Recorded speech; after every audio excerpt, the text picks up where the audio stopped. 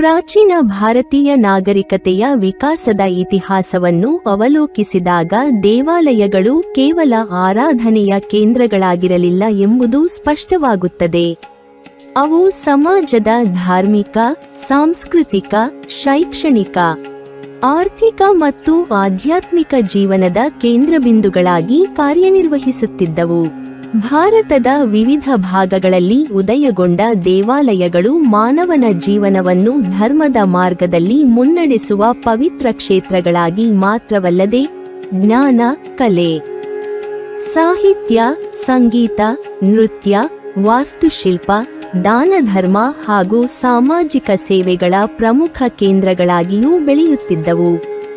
ವೇದ, ಉಪನಿಷತ್ತು, ಪುರಾಣ, ರಾಮಾಯಣ, ಮಹಾಭಾರತ ಹಾಗೂ ವಿವಿಧ ಆಗಮ ಶಾಸ್ತ್ರಗಳ ಆಧಾರದ ಮೇಲೆ ರೂಪುಗೊಂಡ ದೇವಾಲಯ ಸಂಸ್ಕೃತಿಯು ಸಾವಿರಾರು ವರ್ಷಗಳಿಂದ ಭಾರತೀಯ ಜೀವನದ ಅವಿಭಾಜ್ಯ ಅಂಗವಾಗಿದೆ.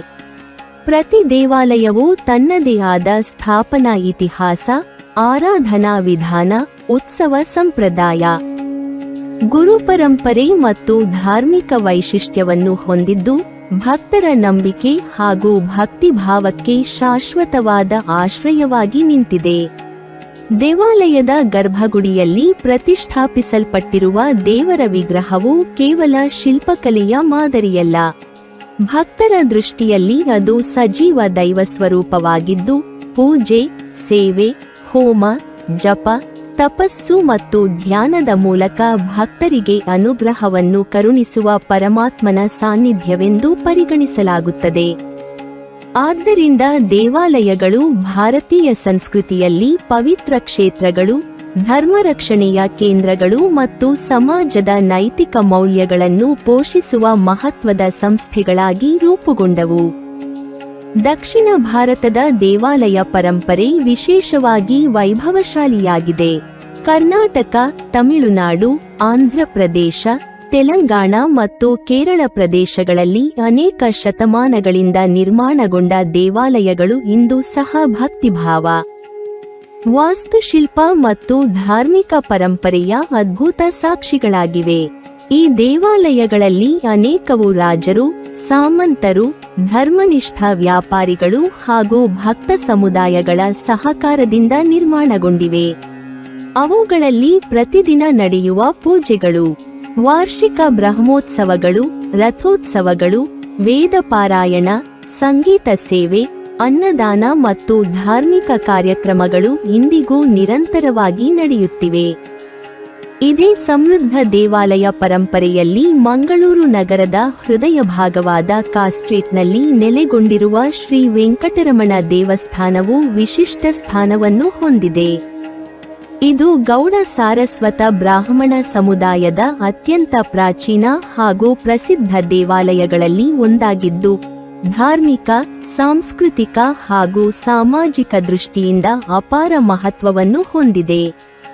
ಅನೇಕ ಶತಮಾನಗಳಿಂದ ಸಾವಿರಾರು ಭಕ್ತರಿಗೆ ಈ ದೇವಾಲಯವು ಭಕ್ತಿ, ಆಶ್ರಯ ಮತ್ತು ಆಧ್ಯಾತ್ಮಿಕ ನೆಮ್ಮದಿಯ ಕೇಂದ್ರವಾಗಿದೆ. ಶ್ರೀ ವೀರ ವೆಂಕಟೇಶ ಸ್ವಾಮಿಯ ದಿವ್ಯ ಸಾನ್ನಿಧ್ಯದಿಂದ ಈ ದೇವಾಲಯವು ದಕ್ಷಿಣ ಕನ್ನಡದ ಅತ್ಯಂತ ಗೌರವಾನ್ವಿತ ವೈಷ್ಣವ ಕ್ಷೇತ್ರಗಳಲ್ಲಿ ಒಂದಾಗಿ ಪ್ರಸಿದ್ಧಿಯಾಗಿದೆ.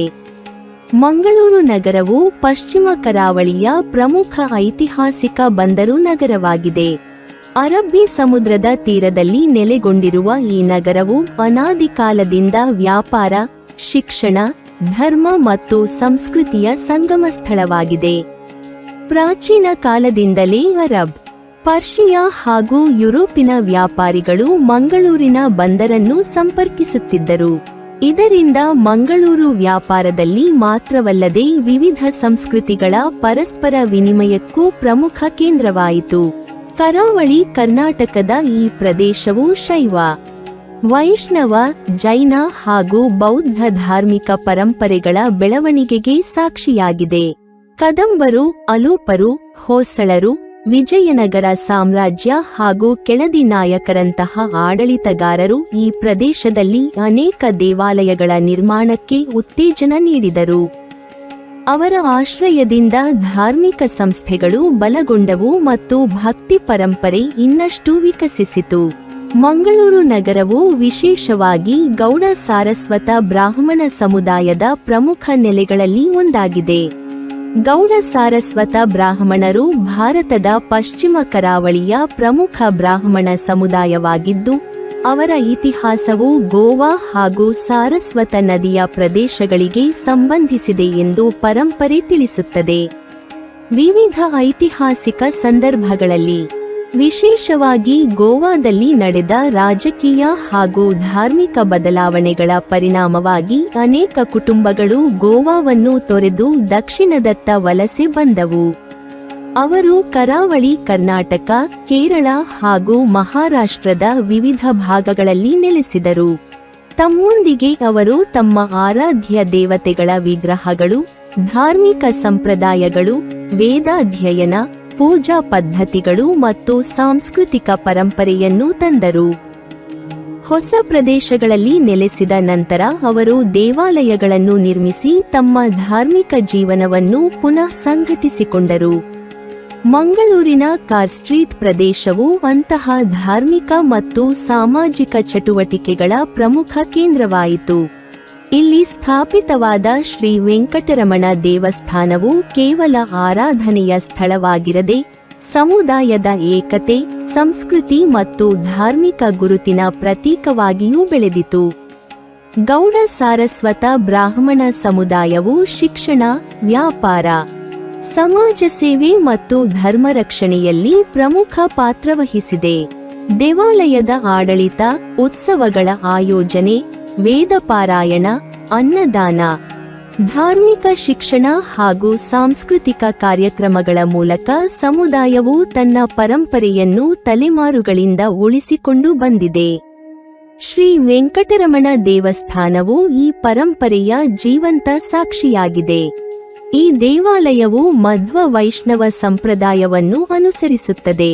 ಶ್ರೀಮದ್ ಆನಂದ ತೀರ್ಥ ಭಗವತ್ಪಾದಾಚಾರ್ಯರು, ಸಾಮಾನ್ಯವಾಗಿ ಶ್ರೀ ಮಧ್ವಾಚಾರ್ಯರೆಂದು ಪ್ರಸಿದ್ಧರಾದ ಮಹಾನ್ ತತ್ವಜ್ಞಾನಿ, ದ್ವೈತ ವೇದಾಂತವನ್ನು ಪ್ರತಿಪಾದಿಸಿದರು. ಅವರ ತತ್ವದ ಪ್ರಕಾರ ಪರಮಾತ್ಮನಾದ ಶ್ರೀ ಮಹಾವಿಷ್ಣುವೇ ಪರಬ್ರಹ್ಮ, ಜೀವ ಮತ್ತು ಪರಮಾತ್ಮ ಎಂದೆಂದಿಗೂ ವಿಭಿನ್ನರು. ಭಕ್ತಿ, ಧರ್ಮಾಚರಣೆ ಮತ್ತು ದೇವರ ಅನುಗ್ರಹದ ಮೂಲಕವೇ ಮೋಕ್ಷವನ್ನು ಪಡೆಯಬಹುದು. ಈ ತತ್ವವು ಕರಾವಳಿ ಕರ್ನಾಟಕದಲ್ಲಿ ವಿಶೇಷವಾಗಿ ಬಲವಾಗಿ ಬೆಳೆಯಿತು. ಅನೇಕ ವೈಷ್ಣವ ದೇವಾಲಯಗಳು ಮಧ್ವಾಚಾರ್ಯರ ಉಪದೇಶಗಳನ್ನು ಅನುಸರಿಸಿ ಪೂಜಾ ವಿಧಾನಗಳನ್ನು ರೂಪಿಸಿಕೊಂಡವು. ಶ್ರೀ ವೆಂಕಟರಮಣ ದೇವಸ್ಥಾನವು ಇದೇ ಪರಂಪರೆಯ ಪ್ರಮುಖ ಕೇಂದ್ರವಾಗಿದೆ. ಇಲ್ಲಿ ಪ್ರಧಾನ ದೇವರಾಗಿ ಪೂಜಿಸಲ್ಪಡುವ ಶ್ರೀ ವೀರ ವೆಂಕಟೇಶ ಸ್ವಾಮಿಯು ಭಗವಾನ್ ವಿಷ್ಣುವಿನ ದಿವ್ಯ ಅವತಾರ ಸ್ವರೂಪವೆಂದು ಭಕ್ತರು ನಂಬುತ್ತಾರೆ. ತಿರುಮಲ ಶ್ರೀ ವೆಂಕಟೇಶ್ವರನ ಮೇಲಿನ ಅಪಾರ ಭಕ್ತಿಯು ಶತಮಾನಗಳಿಂದ ಭಾರತದ ವಿವಿಧ ಭಾಗಗಳಲ್ಲಿ ವೆಂಕಟರಮಣ ದೇವಾಲಯಗಳ ನಿರ್ಮಾಣಕ್ಕೆ ಕಾರಣವಾಯಿತು.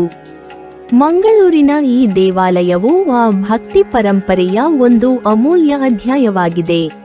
ದೇವಾಲಯದ ಆರಂಭಿಕ ಇತಿಹಾಸವು 17ನೆಯ ಶತಮಾನದ ಮಧ್ಯಭಾಗಕ್ಕೆ ಸಂಬಂಧಿಸಿದೆ. ಆ ಕಾಲದಲ್ಲಿ ಶ್ರೀ ಮೂಲ ವೆಂಕಟರಮಣ ದೇವರ ವಿಗ್ರಹವನ್ನು ಇಲ್ಲಿ ಪ್ರತಿಷ್ಠಾಪಿಸಲಾಯಿತು ಎಂದು ಪರಂಪರೆ ತಿಳಿಸುತ್ತದೆ.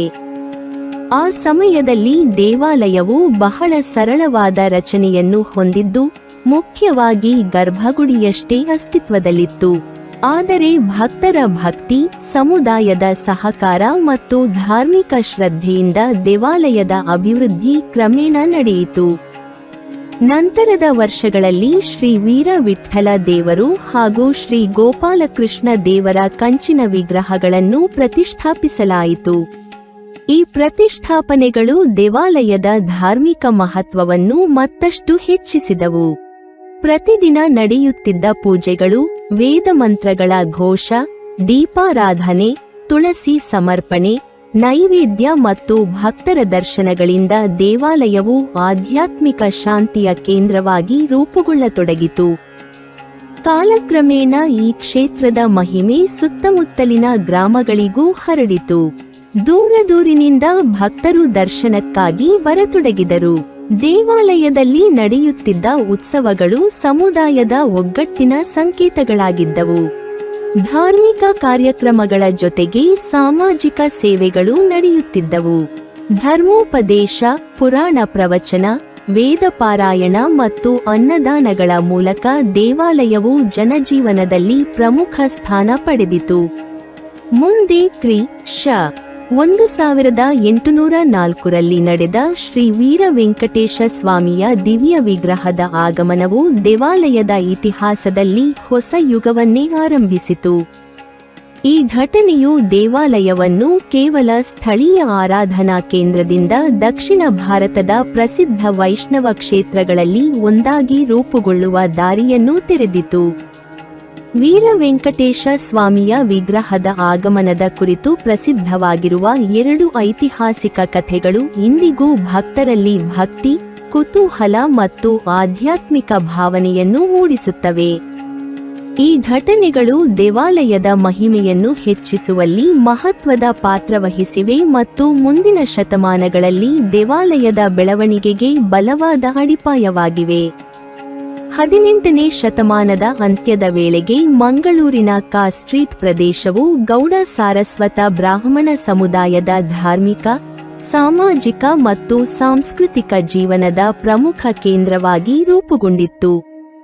ಶ್ರೀ ಮೂಲ ವೆಂಕಟರಮಣ ದೇವರ ಸನ್ನಿಧಿಯಲ್ಲಿ ಪ್ರತಿದಿನ ಪೂಜೆ, ನೈವೇದ್ಯ, ದೀಪಾರಾಧನೆ, ವೇದ ಮಂತ್ರಗಳ ಪಠಣ ಮತ್ತು ಪುರಾಣ ಪ್ರವಚನಗಳು ನಿರಂತರವಾಗಿ ನಡೆಯುತ್ತಿದ್ದವು. ಭಕ್ತರ ಸಂಖ್ಯೆ ವರ್ಷದಿಂದ ವರ್ಷಕ್ಕೆ ಹೆಚ್ಚಾಗುತ್ತಿದ್ದು, ದೇವಾಲಯದ ಕೀರ್ತಿ ಕರಾವಳಿ ಕರ್ನಾಟಕದ ವಿವಿಧ ಭಾಗಗಳಿಗೆ ಹರಡುತ್ತಿತ್ತು. ಆದಾಗ್ಯೂ ದೇವಾಲಯದ ಇತಿಹಾಸದಲ್ಲಿ ಒಂದು ಹೊಸ ಅಧ್ಯಾಯ ಆರಂಭವಾಗಬೇಕಿತ್ತು. ಆ ಅಧ್ಯಾಯವೇ ಶ್ರೀ ವೀರ ವೆಂಕಟೇಶ ಸ್ವಾಮಿಯ ದಿವ್ಯ ವಿಗ್ರಹದ ಆಗಮನ. ಈ ಘಟನೆಯು ದೇವಾಲಯದ ಇತಿಹಾಸದಲ್ಲಿ ಅತ್ಯಂತ ಮಹತ್ವದ ತಿರುವಾಗಿ ಪರಿಗಣಿಸಲ್ಪಡುತ್ತದೆ.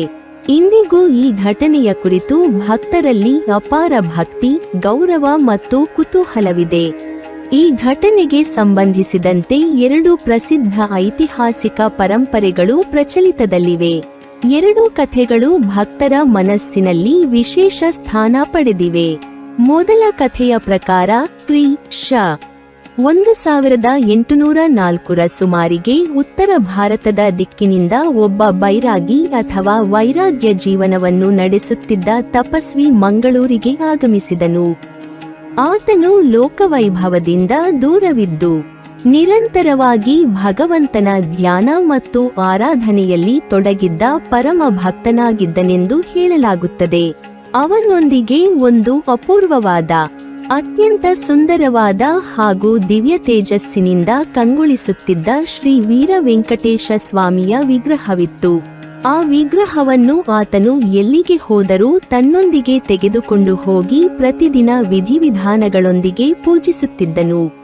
ಮಂಗಳೂರಿಗೆ ಬಂದ ನಂತರ ಆತನು ಕಾ ಸ್ಟ್ರೀಟ್ ಪ್ರದೇಶದಲ್ಲಿ ತಾತ್ಕಾಲಿಕವಾಗಿ ವಾಸ್ತವ್ಯ ಹೂಡಿದನು.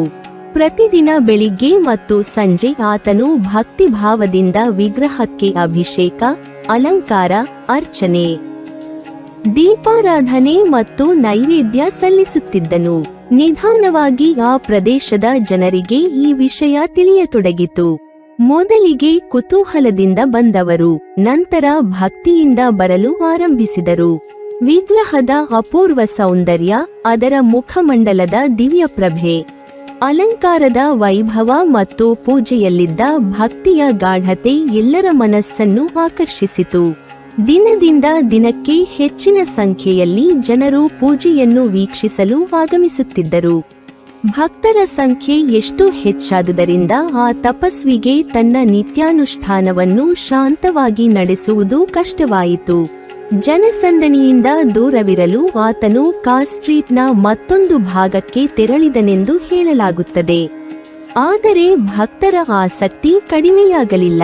ಗೌಡ ಸಾರಸ್ವತ ಬ್ರಾಹ್ಮಣ ಸಮುದಾಯದ ಹಿರಿಯರು, ಧರ್ಮನಿಷ್ಠರು ಹಾಗೂ ಪ್ರಮುಖ ಕುಟುಂಬಗಳು ಈ ದಿವ್ಯ ವಿಗ್ರಹವನ್ನು ತಮ್ಮ ಸಮುದಾಯದ ದೇವಾಲಯದಲ್ಲಿ ಪ್ರತಿಷ್ಠಾಪಿಸುವ ಆಸೆಯನ್ನು ವ್ಯಕ್ತಪಡಿಸಿದರು. ದೇವರ ಇಚ್ಛೆಯಿದ್ದರೆ ಮಾತ್ರ ಇದು ಸಾಧ್ಯವೆಂದು ಭಾವಿಸಿ ಅವರು ಗೌರವಾನ್ವಿತ ಸೌಕರ್ ತಿಮ್ಮಪ್ಪ ಪೈ ಅವರೊಂದಿಗೆ ಸಮಾಲೋಚನೆ ನಡೆಸಿದರು. ಧರ್ಮನಿಷ್ಠೆ. ದಾನಶೀಲತೆ ಹಾಗೂ ಸಮುದಾಯದ ಸೇವಾಭಾವಕ್ಕಾಗಿ ಪ್ರಸಿದ್ಧರಾಗಿದ್ದ ಸೌಕರ್ ತಿಮ್ಮಪ್ಪ ಪೈ ಅವರು ಈ ಕಾರ್ಯವನ್ನು ಕೈಗೆತ್ತಿಕೊಂಡರು. ಅನೇಕ ಮಾತುಕತೆಗಳ ನಂತರ ಬೈರಾಗಿಯ ಅನುಮತಿಯೊಂದಿಗೆ ಶ್ರೀ ವೀರ ವೆಂಕಟೇಶ ಸ್ವಾಮಿಯ ವಿಗ್ರಹವನ್ನು ದೇವಾಲಯಕ್ಕಾಗಿ ಪಡೆಯುವಲ್ಲಿ ಯಶಸ್ವಿಯಾದರೆಂದು ಮೊದಲ ಪರಂಪರೆ ವಿವರಿಸುತ್ತದೆ. ಆದರೆ ದೇವಾಲಯದ ಇತಿಹಾಸದಲ್ಲಿ ಹೆಚ್ಚು ಪ್ರಸಿದ್ಧಿ ಪಡೆದಿರುವ ಮತ್ತು ವ್ಯಾಪಕವಾಗಿ ಅಂಗೀಕರಿಸಲ್ಪಟ್ಟಿರುವ ಎರಡನೇ ಕಥೆಯು ಇನ್ನಷ್ಟು ಆಶ್ಚರ್ಯಕರವಾಗಿದೆ. ಈ ಕಥೆಯ ಪ್ರಕಾರ ಕ್ರಿ. ಶ. 1804ರಲ್ಲಿ ಮಂಗಳೂರಿಗೆ ಬಂದ ಬೈರಾಗಿಯು ತನ್ನೊಂದಿಗೆ ಒಂದು ಬಟ್ಟೆಯ ಚೀಲವನ್ನು ಹೊತ್ತುಕೊಂಡಿದ್ದನು.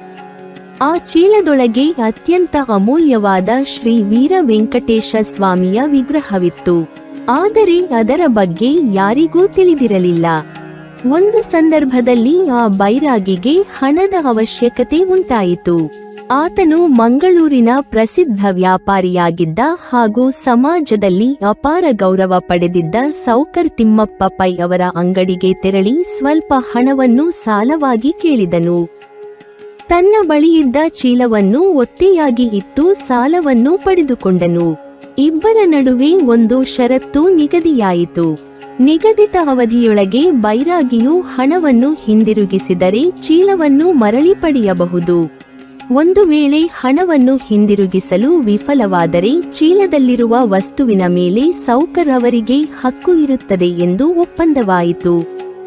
ಸೌಕರ್ ತಿಮ್ಮಪ್ಪ ಪೈ ಅವರಿಗೆ ಚೀಲದೊಳಗೆ ಏನಿದೆ ಎಂಬುದರ ಬಗ್ಗೆ ಯಾವುದೇ ಮಾಹಿತಿ ಇರಲಿಲ್ಲ. ಅವರು ಅದನ್ನು ತಮ್ಮ ಅಂಗಡಿಯ ಮೇಲಿನ ಮಹಡಿಯಲ್ಲಿ ಸುರಕ್ಷಿತವಾಗಿ ಇಟ್ಟು ತಮ್ಮ ದೈನಂದಿನ ವ್ಯಾಪಾರ ಕಾರ್ಯಗಳಲ್ಲಿ ನಿರತರಾದರು. ಕೆಲವು ದಿನಗಳು ಕಳೆದವು. ಬೈರಾಗಿ ಮರಳಿ ಬಂದಿಲ್ಲ. ಒಂದು ದಿನ ಅಂಗಡಿಯ ಕಾವಲುಗಾರನು ಆಶ್ಚರ್ಯಕರವಾದ ಘಟನೆಯನ್ನು ಗಮನಿಸಿದನು. ಮೇಲಿನ ಮಹಡಿಯಿಂದ ಹೊಗೆಯು ಹೊರಬರುತ್ತಿರುವಂತೆ ಕಂಡಿತು. ಮೊದಲಿಗೆ ಅವನು ಅಂಗಡಿಗೆ ಬೆಂಕಿ ಹೊತ್ತಿಕೊಂಡಿದೆ ಎಂದು ಭಯಪಟ್ಟನು.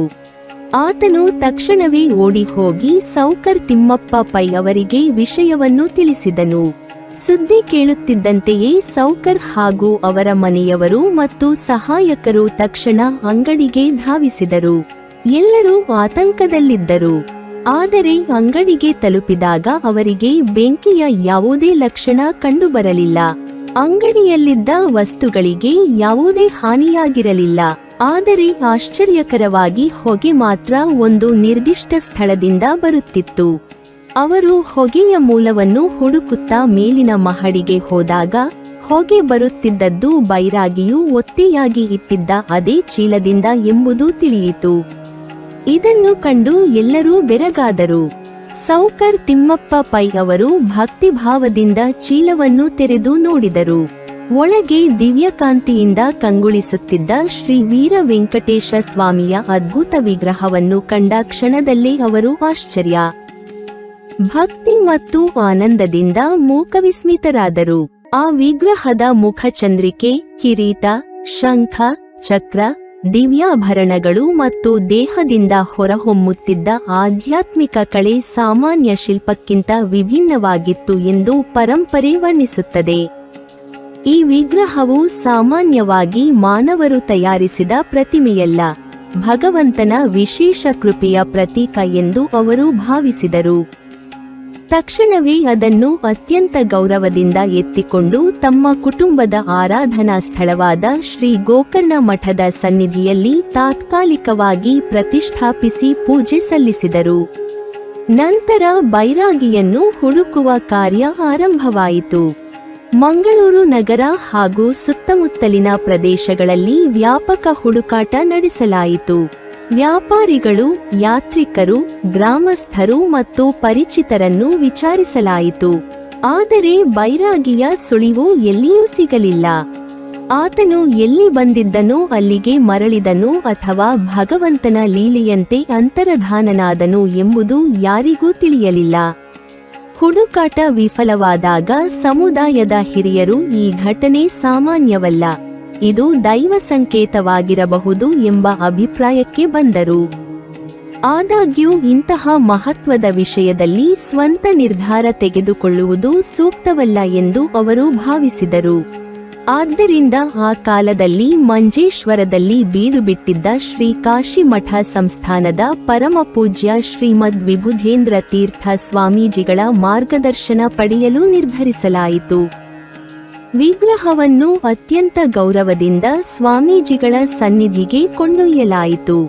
ಸ್ವಾಮೀಜಿಗಳು ವಿಗ್ರಹವನ್ನು ದರ್ಶನ ಮಾಡಿದಾಗ ಅಪಾರ ಸಂತೋಷ ವ್ಯಕ್ತಪಡಿಸಿದರೆಂದು ಪರಂಪರೆ ತಿಳಿಸುತ್ತದೆ. ಅವರು ವಿಗ್ರಹದ ದಿವ್ಯತೆಯನ್ನು ಗುರುತಿಸಿ, ಇದು ಭಗವಂತನ ವಿಶೇಷ ಅನುಗ್ರಹದ ಪ್ರತೀಕವಾಗಿದೆ ಎಂದು ಅಭಿಪ್ರಾಯಪಟ್ಟರು. ಈ ವಿಗ್ರಹವನ್ನು ಗೌಡ ಸಾರಸ್ವತ ಬ್ರಾಹ್ಮಣ ಸಮುದಾಯದ ಪ್ರಮುಖ ದೇವಾಲಯವಾದ ಕಾಸ್ಟ್ರೀಟ್ನ ಶ್ರೀ ವೆಂಕಟರಮಣ ದೇವಸ್ಥಾನದಲ್ಲಿ ಪ್ರತಿಷ್ಠಾಪಿಸಿ ನಿತ್ಯ ಪೂಜೆ ನಡೆಸಬೇಕು ಎಂದು ಅವರು ನಿರ್ದೇಶನ ನೀಡಿದರು.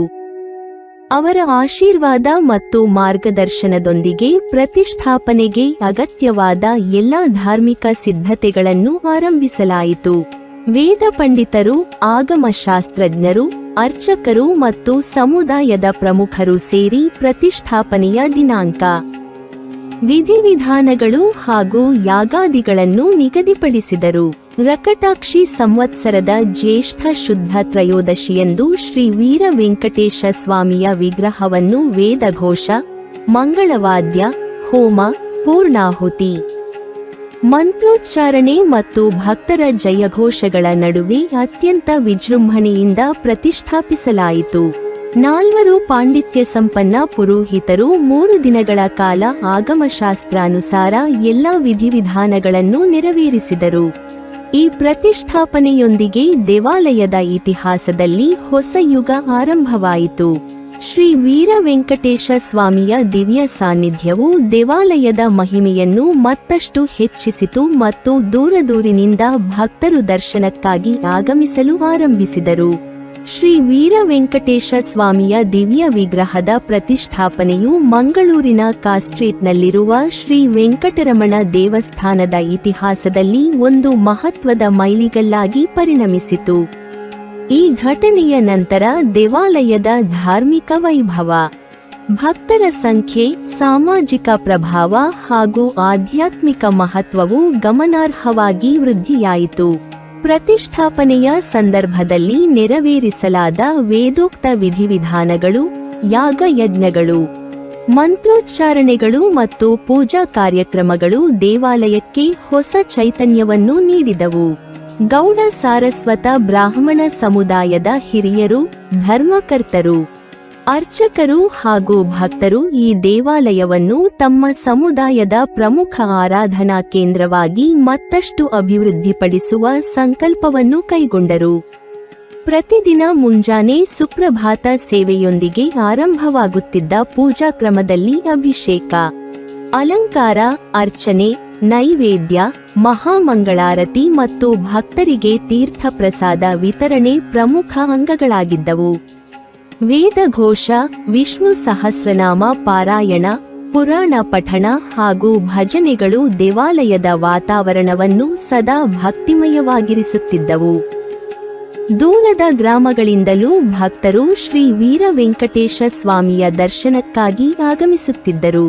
ಸ್ವಾಮಿಯ ಕೃಪೆಯಿಂದ ಸಂಕಷ್ಟಗಳು ನಿವಾರಣೆಯಾಗುತ್ತವೆ, ಕುಟುಂಬದಲ್ಲಿ ಸುಖ ಶಾಂತಿ ನೆಲೆಸುತ್ತದೆ, ಆರೋಗ್ಯ, ಐಶ್ವರ್ಯ ಮತ್ತು ಧರ್ಮನಿಷ್ಠೆ ವೃದ್ಧಿಯಾಗುತ್ತದೆ ಎಂಬ ನಂಬಿಕೆ ದಿನದಿಂದ ದಿನಕ್ಕೆ ಗಟ್ಟಿಯಾಗುತ್ತಾ ಹೋಯಿತು.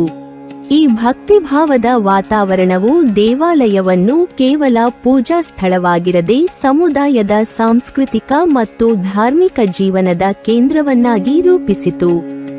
ಕ್ರಿ. ಶ. 1816ರ ವೇಳೆಗೆ ಈ ದೇವಾಲಯವು ಕೊಡಿಯಾಲ್ ಶ್ರೀ ವೆಂಕಟರಮಣ ದೇವಸ್ಥಾನ ಎಂಬ ಹೆಸರಿನಿಂದ ಪ್ರಸಿದ್ಧಿಯಾಯಿತು. ಕೊಡಿಯಾಲ್ ಎಂಬುದು ಮಂಗಳೂರಿನ ಪ್ರಾಚೀನ ಹೆಸರಿನೊಂದಿಗೆ ಸಂಬಂಧ ಹೊಂದಿದ್ದು, ಈ ಹೆಸರು ದೇವಾಲಯದ ಸ್ಥಳೀಯ ಹಾಗೂ ಪ್ರಾದೇಶಿಕ ಮಹತ್ವವನ್ನು ಇನ್ನಷ್ಟು ಹೆಚ್ಚಿಸಿತು. ಈ ಅವಧಿಯಲ್ಲಿ ದೇವಾಲಯದ ನಿತ್ಯ ಪೂಜೆಗಳು ಆಗಮಶಾಸ್ತ್ರಾನುಸಾರ ಸುಸಂಘಟಿತ ರೀತಿಯಲ್ಲಿ ನಡೆಯತೊಡಗಿದವು.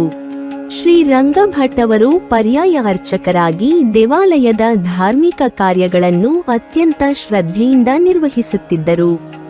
ಅವರ ಸೇವೆಯು ದೇವಾಲಯದ ಪೂಜಾ ಪರಂಪರೆಯನ್ನು ಶಿಸ್ತಿನಿಂದ ಮುಂದುವರಿಸುವಲ್ಲಿ ಮಹತ್ವದ ಪಾತ್ರ ವಹಿಸಿತು. ಅದೇ ಸಮಯದಲ್ಲಿ ಶ್ರೀ ವಿಠ್ಠಲ ಆಚಾರ್ಯರು ಪುರಾಣ ವಾಚಕರಾಗಿ ಸೇವೆ ಸಲ್ಲಿಸುತ್ತಿದ್ದರು.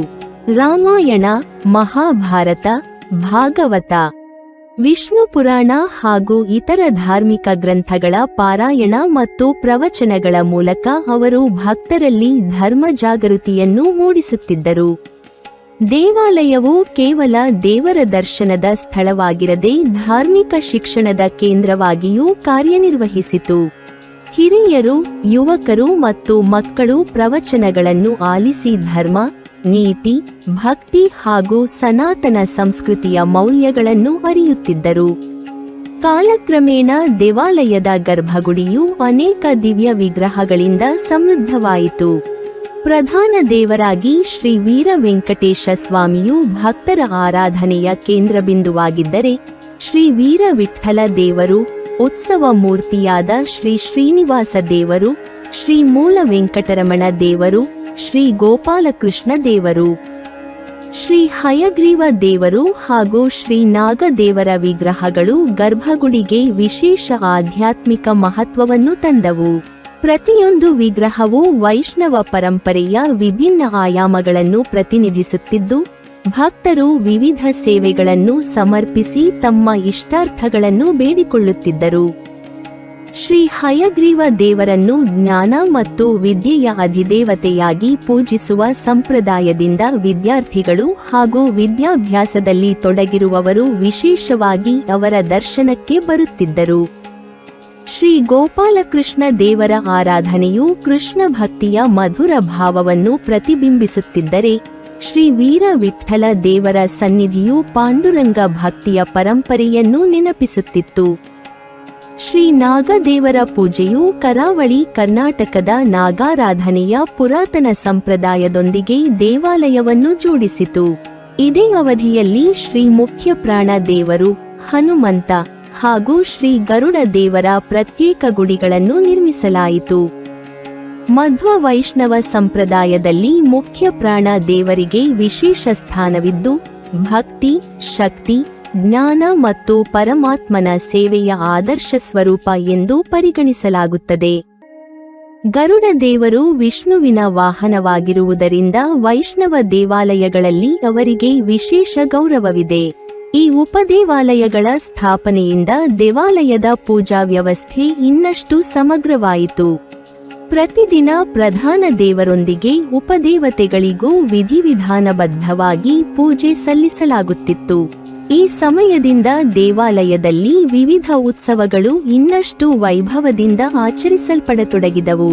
ಏಕಾದಶಿ, ವೈಕುಂಠ ಏಕಾದಶಿ, ಶ್ರೀಕೃಷ್ಣ ಜನ್ಮಾಷ್ಟಮಿ, ನರಸಿಂಹ ಜಯಂತಿ, ರಾಮನವಮಿ, ದೀಪಾವಳಿ, ಕಾರ್ತಿಕ ಮಾಸದ ವಿಶೇಷ ಸೇವೆಗಳು, ತುಳಸಿ ವಿವಾಹ ಹಾಗೂ ಇತರ ವೈಷ್ಣವ ಹಬ್ಬಗಳು ಭಕ್ತಿಭಾವದಿಂದ ನೆರವೇರಿಸಲ್ಪಡುತ್ತಿದ್ದವು. ಈ ಉತ್ಸವಗಳಲ್ಲಿ ವೇದ ಪಾರಾಯಣ, ವಿಶೇಷ ಅಲಂಕಾರ, ಮಹಾಪೂಜೆ, ಅನ್ನಸಂತರ್ಪಣೆ ಮತ್ತು ಭಜನಾ ಕಾರ್ಯಕ್ರಮಗಳು ಪ್ರಮುಖ ಆಕರ್ಷಣೆಯಾಗಿದ್ದವು. ಮಾಘ ಶುದ್ಧ ತಡಿಗೆಯಿಂದ ಅಷ್ಟಮಿಯವರೆಗೆ ನಡೆಯುವ ವಾರ್ಷಿಕ ರಥೋತ್ಸವವು ಕ್ರಮೇಣ ದೇವಾಲಯದ ಪ್ರಮುಖ ಉತ್ಸವವಾಗಿ ರೂಪುಗೊಂಡಿತು. ರಥೋತ್ಸವದ ಸಂದರ್ಭದಲ್ಲಿ ದೇವಾಲಯದ ಸುತ್ತಮುತ್ತಲಿನ ಪ್ರದೇಶ ಸಂಪೂರ್ಣ ಹಬ್ಬದ ವಾತಾವರಣದಿಂದ ಕಂಗೊಳಿಸುತ್ತಿತ್ತು. ಭಕ್ತರು ವಿವಿಧ ಊರುಗಳಿಂದ ಆಗಮಿಸಿ ಸ್ವಾಮಿಯ ರಥವನ್ನು ಎಳೆಯುವ ಪುಣ್ಯವನ್ನು ಪಡೆಯಲು ಉತ್ಸುಕರಾಗುತ್ತಿದ್ದರು. ಮಂಗಳವಾದ್ಯಗಳ ನಾದ, ವೇದಮಂತ್ರಗಳ ಘೋಷ, ಭಜನಾ ಮಂಡಳಿಗಳ ಸಂಕೀರ್ತನೆ, ಹೂವಿನ ಅಲಂಕಾರ ಮತ್ತು ದೀಪಾಲಂಕಾರಗಳು ಉತ್ಸವಕ್ಕೆ ವಿಶೇಷ ಶೋಭೆಯನ್ನು ತಂದವು. ಭಕ್ತರು ತಮ್ಮ ಮನೆಗಳ ಮುಂದೆ ರಂಗೋಲಿ ಬಿಡಿಸಿ, ಮಾವಿನ ತೋರಣಗಳಿಂದ ಬೀದಿಗಳನ್ನು ಅಲಂಕರಿಸಿ, ದೇವರ ರಥಕ್ಕೆ ಹೂವು ಮತ್ತು ಹಣ್ಣುಗಳನ್ನು ಸಮರ್ಪಿಸಿ ಭಕ್ತಿಭಾವವನ್ನು ವ್ಯಕ್ತಪಡಿಸುತ್ತಿದ್ದರು. ರಥವು ಕಾರ್ ಸ್ಟ್ರೀಟ್ನ ಪ್ರಮುಖ ಮಾರ್ಗಗಳಲ್ಲಿ ಸಂಚರಿಸುವಾಗ ಸಾವಿರಾರು ಭಕ್ತರು ಗೋವಿಂದ, ಶ್ರೀ ವೀರ ವೆಂಕಟೇಶಾಯ ನಮಃ ಎಂಬ ಜಯಘೋಷಗಳನ್ನು ಮೊಳಗಿಸುತ್ತಿದ್ದರು. ಈ ಉತ್ಸವವು ಧಾರ್ಮಿಕ ಆಚರಣೆಯಷ್ಟೇ ಅಲ್ಲ, ಸಮುದಾಯದ ಒಗ್ಗಟ್ಟು, ಸಹಕಾರ ಮತ್ತು ಭಕ್ತಿಯ ಸಂಕೇತವಾಗಿ ಬೆಳೆದಿತು. ಕ್ರಿ.ಶ. 1821ರಲ್ಲಿ ನಡೆದ ರಥೋತ್ಸವಕ್ಕೆ ಶ್ರೀ ಕಾಶಿ ಮಠ ಸಂಸ್ಥಾನದ ಶ್ರೀಮದ್ ಸುಮತೀಂದ್ರ ತೀರ್ಥ ಸ್ವಾಮೀಜಿಯವರ ಪವಿತ್ರ ಸಾನ್ನಿಧ್ಯ ದೊರೆತದ್ದು ದೇವಾಲಯದ ಇತಿಹಾಸದಲ್ಲಿ ಮತ್ತೊಂದು ಮಹತ್ವದ ಘಟನೆಯಾಯಿತು. ಶ್ರೀಮದ್ ವಿಬುಧೇಂದ್ರ ತೀರ್ಥ ಸ್ವಾಮೀಜಿಯವರ ಪಟ್ಟಶಿಷ್ಯರಾಗಿದ್ದ ಅವರು ಉತ್ಸವದಲ್ಲಿ ಭಾಗವಹಿಸಿ ಭಕ್ತರಿಗೆ ಆಶೀರ್ವಾದ ನೀಡಿದರು. ಇದರಿಂದ ದೇವಾಲಯ ಮತ್ತು ಕಾಶಿ ಮಠದ ನಡುವಿನ ಆಧ್ಯಾತ್ಮಿಕ ಸಂಬಂಧ ಮತ್ತಷ್ಟು ಗಟ್ಟಿಯಾಯಿತು. ಮಠದ ಗುರುಪರಂಪರೆಯ ಮಾರ್ಗದರ್ಶನದಲ್ಲಿ ದೇವಾಲಯದ ಧಾರ್ಮಿಕ ಆಚರಣೆಗಳು ಆಗಮಶಾಸ್ತ್ರಾನುಸಾರ ನಿರಂತರವಾಗಿ ನಡೆಯುತ್ತಾ ಬಂದವು. ನಂತರದ ದಶಕಗಳಲ್ಲಿ ದೇವಾಲಯಕ್ಕೆ ಅನೇಕ ಭಕ್ತರು ಮತ್ತು ದಾನಿಗಳು ತಮ್ಮ ಶಕ್ತಿಗೆ ಅನುಗುಣವಾಗಿ ಕಾಣಿಕೆಗಳನ್ನು ಸಮರ್ಪಿಸಿದರು. ದೇವಾಲಯದ ನಿತ್ಯ ಪೂಜೆ, ಉತ್ಸವಗಳು, ಅನ್ನದಾನ ಹಾಗೂ ನಿರ್ವಹಣೆಗೆ ಉದಾರ ದೇಣಿಗೆಗಳು ದೊರಕತೊಡಗಿದವು. ಕ್ರಿ.ಶ. 1878ರಲ್ಲಿ ಶ್ರೀ ವೀರ ವೆಂಕಟೇಶ ಸ್ವಾಮಿಗೆ ಬಾಸಿಂಗ ಸಹಿತ ನವರತ್ನ ಕಿರೀಟವನ್ನು ಸಮರ್ಪಿಸಲಾಯಿತು. ಇದು ದೇವಾಲಯದ ಇತಿಹಾಸದಲ್ಲಿ ಅತ್ಯಂತ ಮಹತ್ವದ ದಾನಗಳಲ್ಲಿ ಒಂದಾಗಿ ಪರಿಗಣಿಸಲ್ಪಟ್ಟಿತು.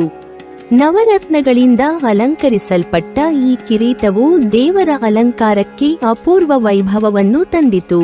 ಅದೇ ಸಂದರ್ಭದಲ್ಲಿ ಉತ್ಸವ ಮೂರ್ತಿಯಾದ ಶ್ರೀ ಶ್ರೀನಿವಾಸ ದೇವರಿಗೆ ಚಿನ್ನದ ಕಿರೀಟವನ್ನು ಅರ್ಪಿಸಲಾಯಿತು. ಉತ್ಸವದ ಸಂದರ್ಭದಲ್ಲಿ ಈ ಕಿರೀಟಗಳಿಂದ ಅಲಂಕರಿಸಲ್ಪಟ್ಟ ದೇವರ ದರ್ಶನವು ಭಕ್ತರಿಗೆ ಅಪಾರ ಆನಂದವನ್ನು ನೀಡುತ್ತಿತ್ತು. ಈ ಅವಧಿಯಲ್ಲಿ ದೇವಾಲಯದ ವಾಸ್ತುಶಿಲ್ಪ, ಪೂಜಾ ವ್ಯವಸ್ಥೆ ಹಾಗೂ ಉತ್ಸವಗಳ ವೈಭವ ಕ್ರಮೇಣ ವಿಸ್ತಾರಗೊಂಡಿತು. ಭಕ್ತರ ಸಂಖ್ಯೆಯ ಹೆಚ್ಚಳಕ್ಕೆ ಅನುಗುಣವಾಗಿ ದೇವಾಲಯದ ಆವರಣದಲ್ಲಿ ವಿವಿಧ ಸೌಲಭ್ಯಗಳನ್ನು ಅಭಿವೃದ್ಧಿಪಡಿಸಲಾಯಿತು. ಪೂಜಾ ಸಾಮಗ್ರಿಗಳ ಸಂಗ್ರಹ, ಉತ್ಸವಗಳ ಸಿದ್ಧತೆ, ಅತಿಥಿಗಳ ಆತಿಥ್ಯ ಮತ್ತು ಧಾರ್ಮಿಕ ಕಾರ್ಯಕ್ರಮಗಳ ವ್ಯವಸ್ಥೆಗೆ ಸಮುದಾಯದ ಅನೇಕ ಕುಟುಂಬಗಳು ಸ್ವಯಂ ಸೇವಕರಾಗಿ ಸೇವೆ ಸಲ್ಲಿಸುತ್ತಿದ್ದವು. ಧರ್ಮ ಸೇವೆಯೇ ಭಗವಂತನ ಸೇವೆ ಎಂಬ ಭಾವನೆಯಿಂದ ಪ್ರತಿಯೊಬ್ಬರೂ ತಮ್ಮದೇ ಆದ ರೀತಿಯಲ್ಲಿ ದೇವಾಲಯದ ಅಭಿವೃದ್ಧಿಗೆ ಕೊಡುಗೆ ನೀಡುತ್ತಿದ್ದರು. ಹೀಗೆ 19ನೇ ಶತಮಾನದ ಅಂತ್ಯದ ವೇಳೆಗೆ ಶ್ರೀ ವೆಂಕಟರಮಣ ದೇವಸ್ಥಾನವು ದಕ್ಷಿಣ ಕನ್ನಡದ ಅತ್ಯಂತ ಗೌರವಾನ್ವಿತ ವೈಷ್ಣವ ಕ್ಷೇತ್ರಗಳಲ್ಲಿ ಒಂದಾಗಿ ತನ್ನದೇ ಆದ ವಿಶಿಷ್ಟ ಸ್ಥಾನವನ್ನು ಗಳಿಸಿತು ಮತ್ತು ಮುಂದಿನ ಶತಮಾನದಲ್ಲಿ ಇನ್ನಷ್ಟು ವೈಭವಶಾಲಿ ಬೆಳವಣಿಗೆಗೆ ಭದ್ರ ಅಡಿಪಾಯವನ್ನು ಹಾಕಿತು. 19ನೇ ಶತಮಾನದ ಅಂತ್ಯದ ವೇಳೆಗೆ ಮಂಗಳೂರಿನ ಕಾಸ್ಟ್ರೀಟ್ನಲ್ಲಿರುವ ಶ್ರೀ ವೆಂಕಟರಮಣ ದೇವಸ್ಥಾನವು ಗೌಡ ಸಾರಸ್ವತ ಬ್ರಾಹ್ಮಣ ಸಮುದಾಯದ ಪ್ರಮುಖ ಧಾರ್ಮಿಕ ಕೇಂದ್ರವಾಗಿ ದೃಢವಾಗಿ ನೆಲೆಗೊಂಡಿತ್ತು. ಶ್ರೀ ವೀರ ವೆಂಕಟೇಶ ಸ್ವಾಮಿಯ ಮಹಿಮೆ ದೂರದೂರಿಗೂ ಹರಡಿದ್ದರಿಂದ ಪ್ರತಿನಿತ್ಯ ಆಗಮಿಸುವ ಭಕ್ತರ ಸಂಖ್ಯೆ ಹೆಚ್ಚುತ್ತಲೇ ಇತ್ತು. ದಕ್ಷಿಣ ಕನ್ನಡ ಜಿಲ್ಲೆಯ ವಿವಿಧ ಭಾಗಗಳಿಂದ ಮಾತ್ರವಲ್ಲದೆ ಉಡುಪಿ, ಕಾಸರಗೋಡು, ಮಂಜೇಶ್ವರ, ಕುಂದಾಪುರ, ಗೋವಾ, ಕಾರವಾರ, ಉತ್ತರ ಕನ್ನಡ ಹಾಗೂ ಕೇರಳದ ಹಲವು ಪ್ರದೇಶಗಳಿಂದಲೂ ಭಕ್ತರು ಈ ಕ್ಷೇತ್ರಕ್ಕೆ ಆಗಮಿಸುತ್ತಿದ್ದರು. ವ್ಯಾಪಾರ, ವಿದ್ಯಾಭ್ಯಾಸ ಮತ್ತು ಉದ್ಯೋಗದ ಕಾರಣದಿಂದ ಬೇರೆ ಊರುಗಳಿಗೆ ತೆರಳಿದ್ದ ಗೌಡ ಸಾರಸ್ವತ ಕುಟುಂಬಗಳು ತಮ್ಮ ಊರಿಗೆ ಮರಳಿದಾಗ ಮೊದಲನೆಯದಾಗಿ ಶ್ರೀ ವೀರ ವೆಂಕಟೇಶ ಸ್ವಾಮಿಯ ದರ್ಶನವನ್ನು ಪಡೆಯುವುದನ್ನು ತಮ್ಮ ಧಾರ್ಮಿಕ ಕರ್ತವ್ಯವೆಂದು ಪರಿಗಣಿಸುತ್ತಿದ್ದರು. ದೇವರ ಸನ್ನಿಧಿಯಲ್ಲಿ ಕುಟುಂಬ ಸಮೇತರಾಗಿ ಪ್ರಾರ್ಥನೆ ಸಲ್ಲಿಸಿ, ಹರಕೆಗಳನ್ನು ಅರ್ಪಿಸಿ, ತಮ್ಮ ಜೀವನದಲ್ಲಿ ನಡೆದ ಶುಭ ಕಾರ್ಯಗಳಿಗಾಗಿ ಕೃತಜ್ಞತೆಯನ್ನು ವ್ಯಕ್ತಪಡಿಸುವುದು ಒಂದು ಸಂಪ್ರದಾಯವಾಗಿ ಬೆಳೆದಿತು. ದೇವಾಲಯದಲ್ಲಿ ಪ್ರತಿದಿನ ನಡೆಯುವ ನಿತ್ಯ ಪೂಜೆ, ಪಂಚಾಮೃತಾಭಿಷೇಕ, ಅಲಂಕಾರ, ತುಳಸಿ ಅರ್ಚನೆ, ಸಹಸ್ರನಾಮಾರ್ಚನೆ, ಮಹಾಮಂಗಳಾರತಿ, ಪ್ರಸಾದ ವಿತರಣೆ ಮತ್ತು ಭಜನಾ ಕಾರ್ಯಕ್ರಮಗಳು ಭಕ್ತರ ಮನಸ್ಸಿಗೆ ಆಧ್ಯಾತ್ಮಿಕ ಶಾಂತಿಯನ್ನು ನೀಡುತ್ತಿದ್ದವು. ಬೆಳಗಿನ ಜಾವ ದೇವಾಲಯದ ಗಂಟೆಗಳ ನಾದ, ಶಂಖಧ್ವನಿ ಮತ್ತು ವೇದಮಂತ್ರಗಳ ಘೋಷ ಕಾಸ್ಟ್ರೀಟ್ ಪ್ರದೇಶದ ವಾತಾವರಣವನ್ನು ಪವಿತ್ರಗೊಳಿಸುತ್ತಿತ್ತು. ಸಂಜೆ ಸಮಯದಲ್ಲಿ ದೀಪಗಳ ಬೆಳಕು, ಧೂಪದ ಪರಿಮಳ ಮತ್ತು ಮಂಗಳಾರತಿ ವೇಳೆ ಮೊಳಗುವ ಘಂಟಾನಾದ ಭಕ್ತರಲ್ಲಿ ಭಕ್ತಿಭಾವವನ್ನು ಇನ್ನಷ್ಟು ಉದ್ದೀಪನಗೊಳಿಸುತ್ತಿತ್ತು. ಈ ರೀತಿಯ ನಿತ್ಯ ಸೇವೆಗಳು ದೇವಾಲಯದ ಆಧ್ಯಾತ್ಮಿಕ ಪರಂಪರೆಯನ್ನು ತಲೆಮಾರುಗಳಿಂದ ಜೀವಂತವಾಗಿರಿಸಿದವು. ಕ್ರಿ. ಶ. 1888ರಲ್ಲಿ ದೇವಾಲಯದ ಇತಿಹಾಸದಲ್ಲಿ ಮತ್ತೊಂದು ಮಹತ್ವದ ಘಟನೆ ನಡೆಯಿತು. ಆ ವರ್ಷದಿಂದ ಬೆಳ್ಳಿಯಿಂದ ಅಲಂಕರಿಸಲ್ಪಟ್ಟ ಲಾಲ್ಕಿಯನ್ನು ಮೊದಲ ಬಾರಿಗೆ ಉತ್ಸವದ ಮೆರವಣಿಗೆಯಲ್ಲಿ ಬಳಸಲಾಯಿತು. ಲಾಲ್ಕಿ ಎನ್ನುವುದು ಉತ್ಸವದ ಸಂದರ್ಭದಲ್ಲಿ ಉತ್ಸವ ಮೂರ್ತಿಯನ್ನು ಗೌರವಪೂರ್ವಕವಾಗಿ ಕೊಂಡೊಯ್ಯಲು ಬಳಸುವ ಅಲಂಕೃತ ವಾಹನವಾಗಿದ್ದು, ಭಕ್ತರ ಭಕ್ತಿ ಮತ್ತು ದಾನಶೀಲತೆಯ ಸಂಕೇತವಾಗಿತ್ತು. ಬೆಳ್ಳಿಯ ಅಲಂಕಾರದಿಂದ ಕಂಗೊಳಿಸುತ್ತಿದ್ದ ಈ ಲಾಲ್ಕಿಯಲ್ಲಿ ಶ್ರೀ ಉತ್ಸವ ಮೂರ್ತಿಯನ್ನು ಮೆರವಣಿಗೆಯಲ್ಲಿ ಕೊಂಡೊಯ್ಯುವಾಗ ಸಾವಿರಾರು ಭಕ್ತರು ಭಕ್ತಿಗೀತೆಗಳನ್ನು ಹಾಡುತ್ತಾ ವೇದಘೋಷಗಳ ನಡುವೆ ದೇವರನ್ನು ಅನುಸರಿಸುತ್ತಿದ್ದರು. ಮಂಗಳವಾದ್ಯಗಳು, ನಾದಸ್ವರ, ತಾಳ, ಚಂಡೆ ಹಾಗೂ ಇತರ ಸಾಂಪ್ರದಾಯಿಕ ವಾದ್ಯಗಳ ನಾದ ಉತ್ಸವದ ವೈಭವವನ್ನು ಮತ್ತಷ್ಟು ಹೆಚ್ಚಿಸುತ್ತಿತ್ತು. ದೇವರ ಲಾಲ್ಕಿ ಸಾಗುವ ಮಾರ್ಗದಲ್ಲಿ ಭಕ್ತರು ಹೂವಿನ ರಂಗೋಲಿಗಳನ್ನು ಹಾಕಿ ಮನೆಗಳ ಮುಂದೆ ದೀಪಗಳನ್ನು ಬೆಳಗಿ ಹೂವಿನ ಮಳೆಗರೆದು ತಮ್ಮ ಭಕ್ತಿಯನ್ನು ವ್ಯಕ್ತಪಡಿಸುತ್ತಿದ್ದರು. ಈ ಮೆರವಣಿಗೆ ದೇವಾಲಯದ ಧಾರ್ಮಿಕ ಕಾರ್ಯಕ್ರಮವಾಗಿರುವುದರ ಜೊತೆಗೆ ಸಮುದಾಯದ ಒಗ್ಗಟ್ಟಿನ ಪ್ರತೀಕವಾಗಿ ರೂಪುಗೊಂಡಿತು. ನಂತರ ಕ್ರಿ. ಶ. 1896ರಲ್ಲಿ ಶ್ರೀ ಲಕ್ಷ್ಮೀ ದೇವಿಯ ವಿಗ್ರಹವನ್ನು ಪ್ರತಿಷ್ಠಾಪಿಸಲಾಯಿತು. ಶ್ರೀ ಮಹಾಲಕ್ಷ್ಮಿಯು ಶ್ರೀ ಮಹಾವಿಷ್ಣುವಿನ ದಿವ್ಯ ಸಹಚರಿಯಾಗಿದ್ದು, ಐಶ್ವರ್ಯ, ಸಮೃದ್ಧಿ, ಸೌಭಾಗ್ಯ ಮತ್ತು ಕರುಣೆಯ ಅಧಿದೇವತೆಯಾಗಿ ಆರಾಧಿಸಲ್ಪಡುತ್ತಾರೆ. ಶ್ರೀ ವೀರ ವೆಂಕಟೇಶ ಸ್ವಾಮಿಯ ಸನ್ನಿಧಿಯಲ್ಲಿ ಶ್ರೀ ಲಕ್ಷ್ಮೀ ದೇವಿಯ ಆರಾಧನೆಯು ದೇವಾಲಯದ ವೈಷ್ಣವ ಸಂಪ್ರದಾಯಕ್ಕೆ ಇನ್ನಷ್ಟು ಪೂರ್ಣತೆಯನ್ನು ನೀಡಿತು. ವಿಶೇಷವಾಗಿ ವರಮಹಾಲಕ್ಷ್ಮೀ ವ್ರತ, ದೀಪಾವಳಿ, ಶ್ರಾವಣ ಮಾಸ ಹಾಗೂ ಇತರ ಶುಭ ಸಂದರ್ಭಗಳಲ್ಲಿ ಅನೇಕ ಮಹಿಳೆಯರು ದೇವಿಯ ಸನ್ನಿಧಿಯಲ್ಲಿ ವಿಶೇಷ ಪೂಜೆಗಳನ್ನು ನೆರವೇರಿಸುತ್ತಿದ್ದರು. ಕುಟುಂಬದ ಸುಖ ಶಾಂತಿ, ಆರೋಗ್ಯ, ಸಂತಾನ ಭಾಗ್ಯ ಮತ್ತು ಆರ್ಥಿಕ ಸಮೃದ್ಧಿಗಾಗಿ ಶ್ರೀ ಮಹಾಲಕ್ಷ್ಮಿಯ ಅನುಗ್ರಹವನ್ನು ಕೋರುವ ಭಕ್ತರ ಸಂಖ್ಯೆ ವರ್ಷದಿಂದ ವರ್ಷಕ್ಕೆ ಹೆಚ್ಚುತ್ತಿತ್ತು. ಅದರ 2 ವರ್ಷಗಳ ನಂತರ ಕ್ರಿ. ಶ. 1898ರಲ್ಲಿ ವಿಘ್ನ ನಿವಾರಕನಾದ ಶ್ರೀ ಗಣಪತಿ ದೇವರ ವಿಗ್ರಹವನ್ನು ಪ್ರತಿಷ್ಠಾಪಿಸಲಾಯಿತು. ಯಾವುದೇ ಶುಭ ಕಾರ್ಯವನ್ನು ಆರಂಭಿಸುವ ಮೊದಲು ಗಣಪತಿಯ ಆರಾಧನೆ ಮಾಡುವ ಸನಾತನ ಸಂಪ್ರದಾಯದಂತೆ ದೇವಾಲಯದಲ್ಲಿಯೂ ಶ್ರೀ ಗಣಪತಿ ಪೂಜೆಗೆ ವಿಶೇಷ ಸ್ಥಾನ ದೊರೆಯಿತು. ಗಣೇಶ ಚತುರ್ಥಿಯ ಸಂದರ್ಭದಲ್ಲಿ ವಿಶೇಷ ಅಲಂಕಾರ, ಹೋಮ, ಮಹಾಪೂಜೆ ಹಾಗೂ ಭಜನಾ ಕಾರ್ಯಕ್ರಮಗಳು ನಡೆಯುತ್ತಿದ್ದು, ಅನೇಕ ಭಕ್ತರು ತಮ್ಮ ಕುಟುಂಬ ಸಮೇತರಾಗಿ ಭಾಗವಹಿಸುತ್ತಿದ್ದರು. ಈ ಪ್ರತಿಷ್ಠಾಪನೆಗಳೊಂದಿಗೆ ದೇವಾಲಯವು ಕೇವಲ ಒಂದು ಪ್ರಧಾನ ದೇವರ ಆರಾಧನಾ ಕೇಂದ್ರವಾಗಿರದೆ, ವೈಷ್ಣವ ಪರಂಪರೆಯ ವಿವಿಧ ದೈವ ಸ್ವರೂಪಗಳ ಸಮಗ್ರ ಆರಾಧನಾ ಕ್ಷೇತ್ರವಾಗಿ ರೂಪುಗೊಂಡಿತು. 20ನೇ ಶತಮಾನದ ಆರಂಭದಲ್ಲಿ ದೇವಾಲಯದ ಅಭಿವೃದ್ಧಿಗೆ ಮತ್ತೊಂದು ಮಹತ್ವದ ಹೆಜ್ಜೆ ಇಡಲಾಯಿತು. ಕ್ರಿ. ಶ. 1909ರಲ್ಲಿ ಸಣ್ಣ ರಥದ ನಿರ್ಮಾಣ ಕಾರ್ಯ ಆರಂಭವಾಯಿತು.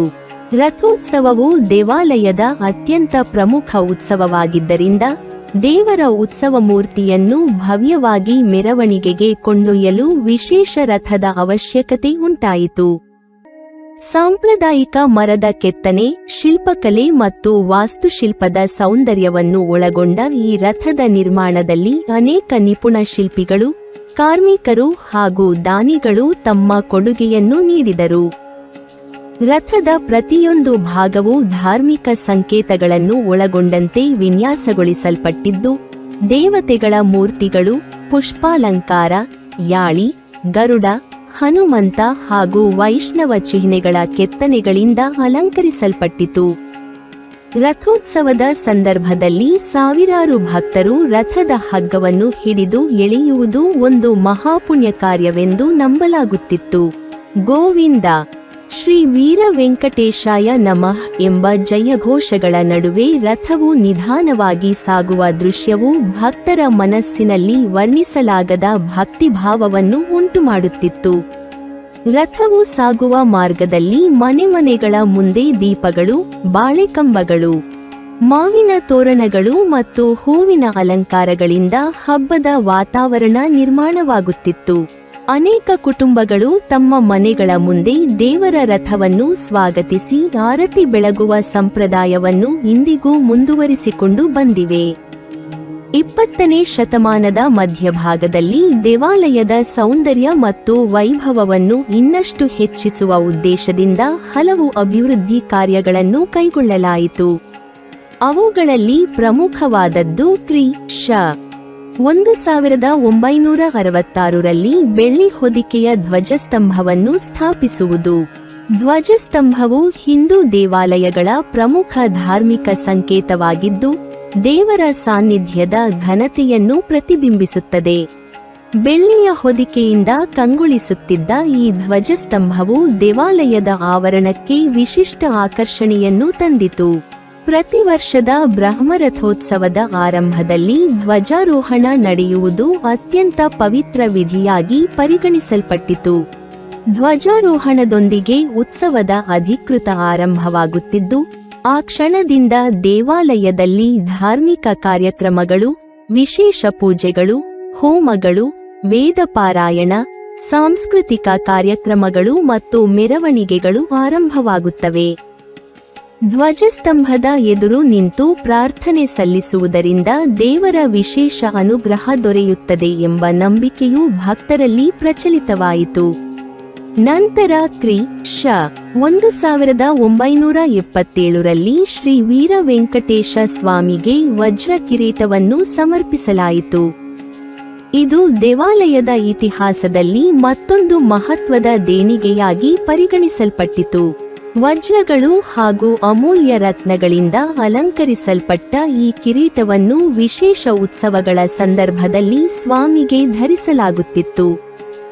ದೀಪಗಳ ಬೆಳಕಿನಲ್ಲಿ ಕಂಗೊಳಿಸುತ್ತಿದ್ದ ಈ ಕಿರೀಟದಿಂದ ಅಲಂಕರಿಸಲ್ಪಟ್ಟ ದೇವರ ದರ್ಶನವನ್ನು ಪಡೆಯಲು ಸಾವಿರಾರು ಭಕ್ತರು ಉತ್ಸವದ ದಿನಗಳಲ್ಲಿ ಆಗಮಿಸುತ್ತಿದ್ದರು. ಭಕ್ತರ ದೃಷ್ಟಿಯಲ್ಲಿ ಈ ಅಲಂಕಾರವು ಕೇವಲ ವೈಭವದ ಸಂಕೇತವಲ್ಲ, ಅದು ದೇವರಿಗೆ ಸಲ್ಲಿಸುವ ಪರಮ ಭಕ್ತಿಯ ಅಭಿವ್ಯಕ್ತಿಯಾಗಿತ್ತು. ದೇವರ ಸೌಂದರ್ಯವನ್ನು ಹೆಚ್ಚಿಸುವ ಪ್ರತಿಯೊಂದು ಆಭರಣವೂ ಭಕ್ತರ ಶ್ರದ್ಧೆ ಮತ್ತು ಸಮರ್ಪಣೆಯ ಪ್ರತೀಕವಾಗಿತ್ತು. 20ನೇ ಶತಮಾನದ ಅಂತ್ಯದ ವೇಳೆಗೆ ದೇವಾಲಯವು ಸಾಮಾಜಿಕ ಮತ್ತು ಧಾರ್ಮಿಕ ಚಟುವಟಿಕೆಗಳ ಪ್ರಮುಖ ಕೇಂದ್ರವಾಗಿತ್ತು. ವಿವಿಧ ಧಾರ್ಮಿಕ ಪ್ರವಚನಗಳು, ವೇದ ಪಾರಾಯಣ, ಭಜನಾ ಸಪ್ತಾಹಗಳು, ಅನ್ನ ಸಂತರ್ಪಣೆ, ವಿದ್ಯಾರ್ಥಿಗಳಿಗೆ ಧಾರ್ಮಿಕ ಶಿಕ್ಷಣ, ಸಮುದಾಯದ ಸಭೆಗಳು ಹಾಗೂ ಸಾಂಸ್ಕೃತಿಕ ಕಾರ್ಯಕ್ರಮಗಳು ದೇವಾಲಯದ ಆಶ್ರಯದಲ್ಲಿ ನಡೆಯುತ್ತಿದ್ದವು. ಗೌಡ ಸಾರಸ್ವತ ಬ್ರಾಹ್ಮಣ ಸಮುದಾಯದ ವಿವಿಧ ಕುಟುಂಬಗಳು ದೇವಾಲಯದ ಅಭಿವೃದ್ಧಿಗೆ ತಮ್ಮ ಸಮಯ, ಶ್ರಮ ಮತ್ತು ಆರ್ಥಿಕ ಸಹಾಯವನ್ನು ಉದಾರವಾಗಿ ನೀಡುತ್ತಿದ್ದರು. ಸಮುದಾಯದ ಏಕತೆ ಮತ್ತು ಪರಸ್ಪರ ಸಹಕಾರದಿಂದ ದೇವಾಲಯವು ತನ್ನ ಧಾರ್ಮಿಕ ಪರಂಪರೆಯನ್ನು ಅತ್ಯಂತ ಯಶಸ್ವಿಯಾಗಿ ಉಳಿಸಿಕೊಂಡಿತು. ಕ್ರಿ. ಶ. 1999ರಲ್ಲಿ ಭಕ್ತರಿಗೆ ಮತ್ತೊಂದು ಐತಿಹಾಸಿಕ ಕ್ಷಣವನ್ನು ಕಾಣುವ ಅವಕಾಶ ದೊರೆಯಿತು. ಆ ವರ್ಷ ಶ್ರೀ ವೀರ ವೆಂಕಟೇಶ ಸ್ವಾಮಿಯ ಉತ್ಸವ ಮೂರ್ತಿಯನ್ನು ಚಿನ್ನದ ಪಲ್ಲಕ್ಕಿಯಲ್ಲಿ ಮೆರವಣಿಗೆಗೆ ಕೊಂಡೊಯ್ಯುವ ವ್ಯವಸ್ಥೆ ಮಾಡಲಾಯಿತು. ಚಿನ್ನದ ಹೊಳಪಿನಿಂದ ಕಂಗೊಳಿಸುತ್ತಿದ್ದ ಈ ಪಲ್ಲಕ್ಕಿಯಲ್ಲಿ ಭಗವಂತನ ದರ್ಶನವು ಭಕ್ತರಲ್ಲಿ ಅಪಾರ ಭಕ್ತಿಭಾವವನ್ನು ಉಂಟುಮಾಡಿತು. ಮೆರವಣಿಗೆಯ ಸಮಯದಲ್ಲಿ ವೇದಘೋಷ, ನಾದಸ್ವರ, ಭಜನೆ, ದೀಪಾಲಂಕಾರ ಮತ್ತು ಸಾವಿರಾರು ಭಕ್ತರ ಜಯಘೋಷಗಳಿಂದ ಸ್ಟ್ರೀಟ್ ಪ್ರದೇಶವು ಸಂಪೂರ್ಣವಾಗಿ ಆಧ್ಯಾತ್ಮಿಕ ಉತ್ಸವದ ವಾತಾವರಣದಲ್ಲಿ ಮುಳುಗುತ್ತಿತ್ತು. ಈ ರೀತಿಯಾಗಿ 20ನೇ ಶತಮಾನದ ಅಂತ್ಯದ ವೇಳೆಗೆ ಶ್ರೀ ವೆಂಕಟರಮಣ ದೇವಸ್ಥಾನವು ಧಾರ್ಮಿಕ ವೈಭವ, ಉತ್ಸವಗಳ ಸಮೃದ್ಧಿ ಭಕ್ತರ ಅಪಾರ ವಿಶ್ವಾಸ ಮತ್ತು ಸಮುದಾಯದ ಏಕತೆಯ ಪ್ರತೀಕವಾಗಿ ದಕ್ಷಿಣ ಭಾರತದ ಪ್ರಸಿದ್ಧ ವೈಷ್ಣವ ಕ್ಷೇತ್ರಗಳಲ್ಲಿ ತನ್ನದೇ ಆದ ವಿಶಿಷ್ಟ ಸ್ಥಾನವನ್ನು ಸಂಪಾದಿಸಿತು. ಪಂಚಲೋಹದ ದೇವರ ವಿಗ್ರಹವು ವಿಜಯನಗರ ವಾಸ್ತುಶಿಲ್ಪದ ವಿಶಿಷ್ಟ ಲಕ್ಷಣವಾಗಿದೆ. ಪೀಠವನ್ನು ಒಳಗೊಂಡಂತೆ ಇದರ ಎತ್ತರ ಸುಮಾರು 2 ಅಡಿ. ಈ ವಿಗ್ರಹದ ಬಲ ಸೊಂಟಕ್ಕೆ ಕಟಾರಿ, ಕತ್ತಿ ಜೋಡಿಸಲಾಗಿದೆ. ಆದ್ದರಿಂದ ವೀರ ಎಂಬ ಹೆಸರನ್ನು ಭಗವಂತನ ಬಿರುದಿಗೆ ಪೂರ್ವಪ್ರತ್ಯಯ ಮಾಡಲಾಗಿದೆ. ದಂತಕಥೆಯ ಪ್ರಕಾರ ವಿಜಯನಗರ ಸಾಮ್ರಾಜ್ಯದ ಚಕ್ರವರ್ತಿಗಳು ಯಾವುದೇ ಯುದ್ಧದಲ್ಲಿ ತೊಡಗುವ ಮೊದಲು ಈ ವಿಗ್ರಹಕ್ಕೆ ಪ್ರಾರ್ಥನೆ ಸಲ್ಲಿಸುತ್ತಿದ್ದರು. ಎಲ್ಲ ವೈಷ್ಣವ ದೇವತೆಗಳಂತೆ ಈ ವಿಗ್ರಹವು ಹಣೆಯ ಮೇಲೆ ಮುಕುಟ ಕಿರೀಟ ಹೊಂದಿದೆ. ಮದುವೆಯ ಸಮಯದಲ್ಲಿ ಮದುಮಗನು ಧರಿಸುವ ಬಾಸಿಂಗ ಇರುತ್ತದೆ. ಇದು ಶ್ರೀ ಪದ್ಮಾವತಿ ದೇವಿಯೊಂದಿಗೆ ತನ್ನ ವಿವಾಹದತ್ತ ಸಾಗುತ್ತಿರುವುದನ್ನು ಸೂಚಿಸುತ್ತದೆ ಮತ್ತು ಅವನ ಸೊಂಟದ ಮೇಲೆ ಕಟಾರಿಯನ್ನು ಧರಿಸಿರುವುದು ಅವನ ದಾರಿಗೆ ಅಡ್ಡಿಯಾಗುವ ದುಷ್ಟ ಮತ್ತು ರಾಕ್ಷಸ ಶಕ್ತಿಗಳನ್ನು ನಿವಾರಿಸಲು. ಭಗವಂತನ 2 ಕಿವಿಗಳು ಮಕರ ಕುಂಡಲ ಮತ್ತು ಕಿವಿಯ ಮೇಲೆ ಹೂವಿನಂತಹ ರತ್ನವನ್ನು ಹೊಂದಿದ್ದು, ಇದು ವಿಗ್ರಹವು ವಿಜಯನಗರ ಯುಗಕ್ಕೆ ಸೇರಿದ್ದು ಎಂದು ದೃಢಪಡಿಸುತ್ತದೆ. ಇದು ಕುತ್ತಿಗೆಯಲ್ಲಿ ಪೆಂಡೆಂಟ್ ಹೊಂದಿರುವ ಸಣ್ಣ ಹಾರ ಮತ್ತು ಹಾರವನ್ನು ಸಹ ಹೊಂದಿದೆ. ಈ ವಿಗ್ರಹದ ಭುಜಗಳ ಮೇಲೆ ಸ್ಕಂದ ಮಾಲೆಯೂ ಇದೆ. ಈ ವಿಗ್ರಹವು ಮೇಲಿನ ಬಲಗೈಯಲ್ಲಿ ಚಕ್ರ ಮತ್ತು ಮೇಲಿನ ಎಡಗೈಯಲ್ಲಿ ಶಂಖವನ್ನು ಹೊಂದಿದೆ. ಕೆಳಗಿನ ಬಲಗೈಯಲ್ಲಿ ಪಾದಗಳ ಕಡೆಗೆ ವರದ ಮುದ್ರೆಯನ್ನು ಮತ್ತು ಕೆಳಗಿನ ಎಡಗೈಯನ್ನು ಸೊಂಟದ ಕೆಳಗೆ ಹಿಡಿದಿರುವ ಮುದ್ರೆಯನ್ನು ಹೊಂದಿದೆ. ಭಗವಂತನ ಸೇವೆಯಲ್ಲಿರುವ ಭಕ್ತರು ಸಂಸಾರದ ಭಯಾನಕ ಸಾಗರದಿಂದ ಮುಳುಗುವುದಿಲ್ಲ ಎಂದು ಇದು ಸೂಚಿಸುತ್ತದೆ. ಈ ವಿಗ್ರಹವು ಪಟ್ಟಿ, ನಡುಕಟ್ಟು, ಸಿಂಹದ ಮುಖದ ನಡುಕಟ್ಟು, ಕೊಕ್ಕೆ, ತೊಡೆಗಳ ಮೇಲೆ ಚಿನ್ನದ ಹೊದಿಕೆಯ ಆಭರಣಗಳು ಮತ್ತು ಮೊಣಕಾಲುಗಳ ಕೆಳಗೆ ಇದೇ ರೀತಿಯ ಬಳೆಗಳನ್ನು ಹೊಂದಿದೆ. ಸೊಂಟದಿಂದ ಪಾದದವರೆಗೆ ಇದು ಉತ್ತರೀಯದಿಂದ ಮುಚ್ಚಲ್ಪಟ್ಟಿದೆ ಮತ್ತು 2 ಕಾಲುಗಳ ಬದಿಯಿಂದ ನೇತಾಡುವ ಮಡಿಕೆಗಳನ್ನು ಹೊಂದಿದೆ. ಕೈಗಳು, ಕಾಲುಗಳು ಮತ್ತು ಹೆಬ್ಬೆರಳಿನ ಬೆರಳುಗಳನ್ನು ಉಂಗುರಗಳಿಂದ ಅಲಂಕರಿಸಲಾಗಿದೆ. ಹೀಗೆ ವಿಗ್ರಹವು ಮೇಲೆ ತಿಳಿಸಿದ ಎಲ್ಲ ವೈಶಿಷ್ಟ್ಯಗಳಿಂದ ಪ್ರಕಾಶಮಾನವಾಗಿದೆ. ಆದ್ದರಿಂದ ವೀರ ವೆಂಕಟೇಶನು ಇಲ್ಲಿಯವರೆಗೆ ತನ್ನ ಪ್ರಕಾಶಮಾನ ಅನುಗ್ರಹದಿಂದ ಎಲ್ಲ ಭಕ್ತರನ್ನು ಪೋಷಿಸುತ್ತಿದ್ದಾನೆ. ಮುಕ್ತಿಯನ್ನು ಬಯಸುವ ಆಧ್ಯಾತ್ಮಿಕ ಆಕಾಂಕ್ಷಿಗಳು ಸಹ ಅವನನ್ನು ಗುರಿಯಾಗಿ ಪರಿಗಣಿಸುತ್ತಾರೆ. ಭೌತಿಕ ಉದ್ದೇಶಗಳನ್ನು ಬಯಸುವ ಜನರಿಗೆ ಅವನು ಅವರ ಎಲ್ಲ ಆಸೆಗಳು ಮತ್ತು ಆಕಾಂಕ್ಷೆಗಳ ದಾನಿ. ಬಳಲಿದ ಮನಸ್ಸಿನಿಂದ ಪ್ರಾರ್ಥಿಸುವ ಜನರು ತಮ್ಮ ಎಲ್ಲಾ ದುಃಖಗಳಿಂದ ಮುಕ್ತರಾಗುತ್ತಾರೆ ಮತ್ತು ಮನಸ್ಸಿನ ಶಾಂತಿ, ಜ್ಞಾನ, ಆರೋಗ್ಯ ಮತ್ತು ಸಮೃದ್ಧಿ ಅವರ ಜೀವನದಲ್ಲಿ ಹರಿಯುತ್ತದೆ ಎಂದು ನಿಜಕ್ಕೂ ಹೇಳಲಾಗುತ್ತದೆ. 21ನೇ ಶತಮಾನಕ್ಕೆ ಕಾಲಿಟ್ಟ ನಂತರ ಮಂಗಳೂರಿನ ಕಾಸ್ಟ್ರೀಟ್ನಲ್ಲಿರುವ ಶ್ರೀ ವೆಂಕಟರಮಣ ದೇವಸ್ಥಾನವು ತನ್ನ ಶತಮಾನಗಳಷ್ಟು ಹಳೆಯ ಧಾರ್ಮಿಕ ಪರಂಪರೆ, ಆಧ್ಯಾತ್ಮಿಕ ವೈಭವ ಮತ್ತು ಸಮುದಾಯದ ವಿಶ್ವಾಸವನ್ನು ಉಳಿಸಿಕೊಂಡು ಹೊಸ ಕಾಲದ ಅಗತ್ಯಗಳಿಗೆ ಅನುಗುಣವಾಗಿ ಅಭಿವೃದ್ಧಿಯ ಹಾದಿಯಲ್ಲಿ ಸಾಗತೊಡಗಿತು. ಅನೇಕ ಶತಮಾನಗಳಿಂದ ಸಾವಿರಾರು ಭಕ್ತರ ಭಕ್ತಿಯ ಕೇಂದ್ರವಾಗಿದ್ದ ಈ ದೇವಾಲಯದ ಕಟ್ಟಡಗಳು, ಗರ್ಭಗುಡಿ ಸುತ್ತಲಿನ ವ್ಯವಸ್ಥೆಗಳು, ಪ್ರಾಕಾರ, ಮಂಟಪಗಳು ಹಾಗೂ ವಿವಿಧ ಧಾರ್ಮಿಕ ಸೌಲಭ್ಯಗಳು ಕಾಲಕ್ರಮೇಣ ಜೀರ್ಣಾವಸ್ಥೆಯನ್ನು ತಲುಪಿದ್ದವು. ದೇವಾಲಯದ ಮೂಲ ಸ್ವರೂಪವನ್ನು ಕಾಪಾಡಿಕೊಂಡು ಮುಂದಿನ ಅನೇಕ ತಲೆಮಾರುಗಳಿಗೂ ಈ ಪವಿತ್ರ ಕ್ಷೇತ್ರವನ್ನು ಸಂರಕ್ಷಿಸಬೇಕು ಎಂಬ ಉದ್ದೇಶದಿಂದ ದೇವಾಲಯದ ಆಡಳಿತ ಮಂಡಳಿ, ಸಮುದಾಯದ ಹಿರಿಯರು, ದಾನಿಗಳು ಹಾಗೂ ಭಕ್ತರು ಸಮಗ್ರ ಜೀರ್ಣೋದ್ಧಾರದ ಅಗತ್ಯವನ್ನು ಮನಗಂಡರು. ಇದು ಕೇವಲ ಕಟ್ಟಡದ ನವೀಕರಣವಾಗಿರಲಿಲ್ಲ, ದೇವಾಲಯದ ಆಧ್ಯಾತ್ಮಿಕ ಪರಂಪರೆಯನ್ನು ಭವಿಷ್ಯಕ್ಕೂ ಸುರಕ್ಷಿತವಾಗಿ ಉಳಿಸುವ ಧರ್ಮಕಾರ್ಯವಾಗಿತ್ತು. ಆದ್ದರಿಂದ ಆಗಮಶಾಸ್ತ್ರದ ನಿಯಮಗಳು, ಪುರಾತನ ದೇವಾಲಯಗಳ ಸಂರಕ್ಷಣಾ ತತ್ವಗಳು ಹಾಗೂ ಗುರುಪರಂಪರೆಯ ಮಾರ್ಗದರ್ಶನವನ್ನು ಅನುಸರಿಸಿ ಜೀರ್ಣೋದ್ಧಾರದ ಯೋಜನೆ ರೂಪಿಸಲಾಯಿತು.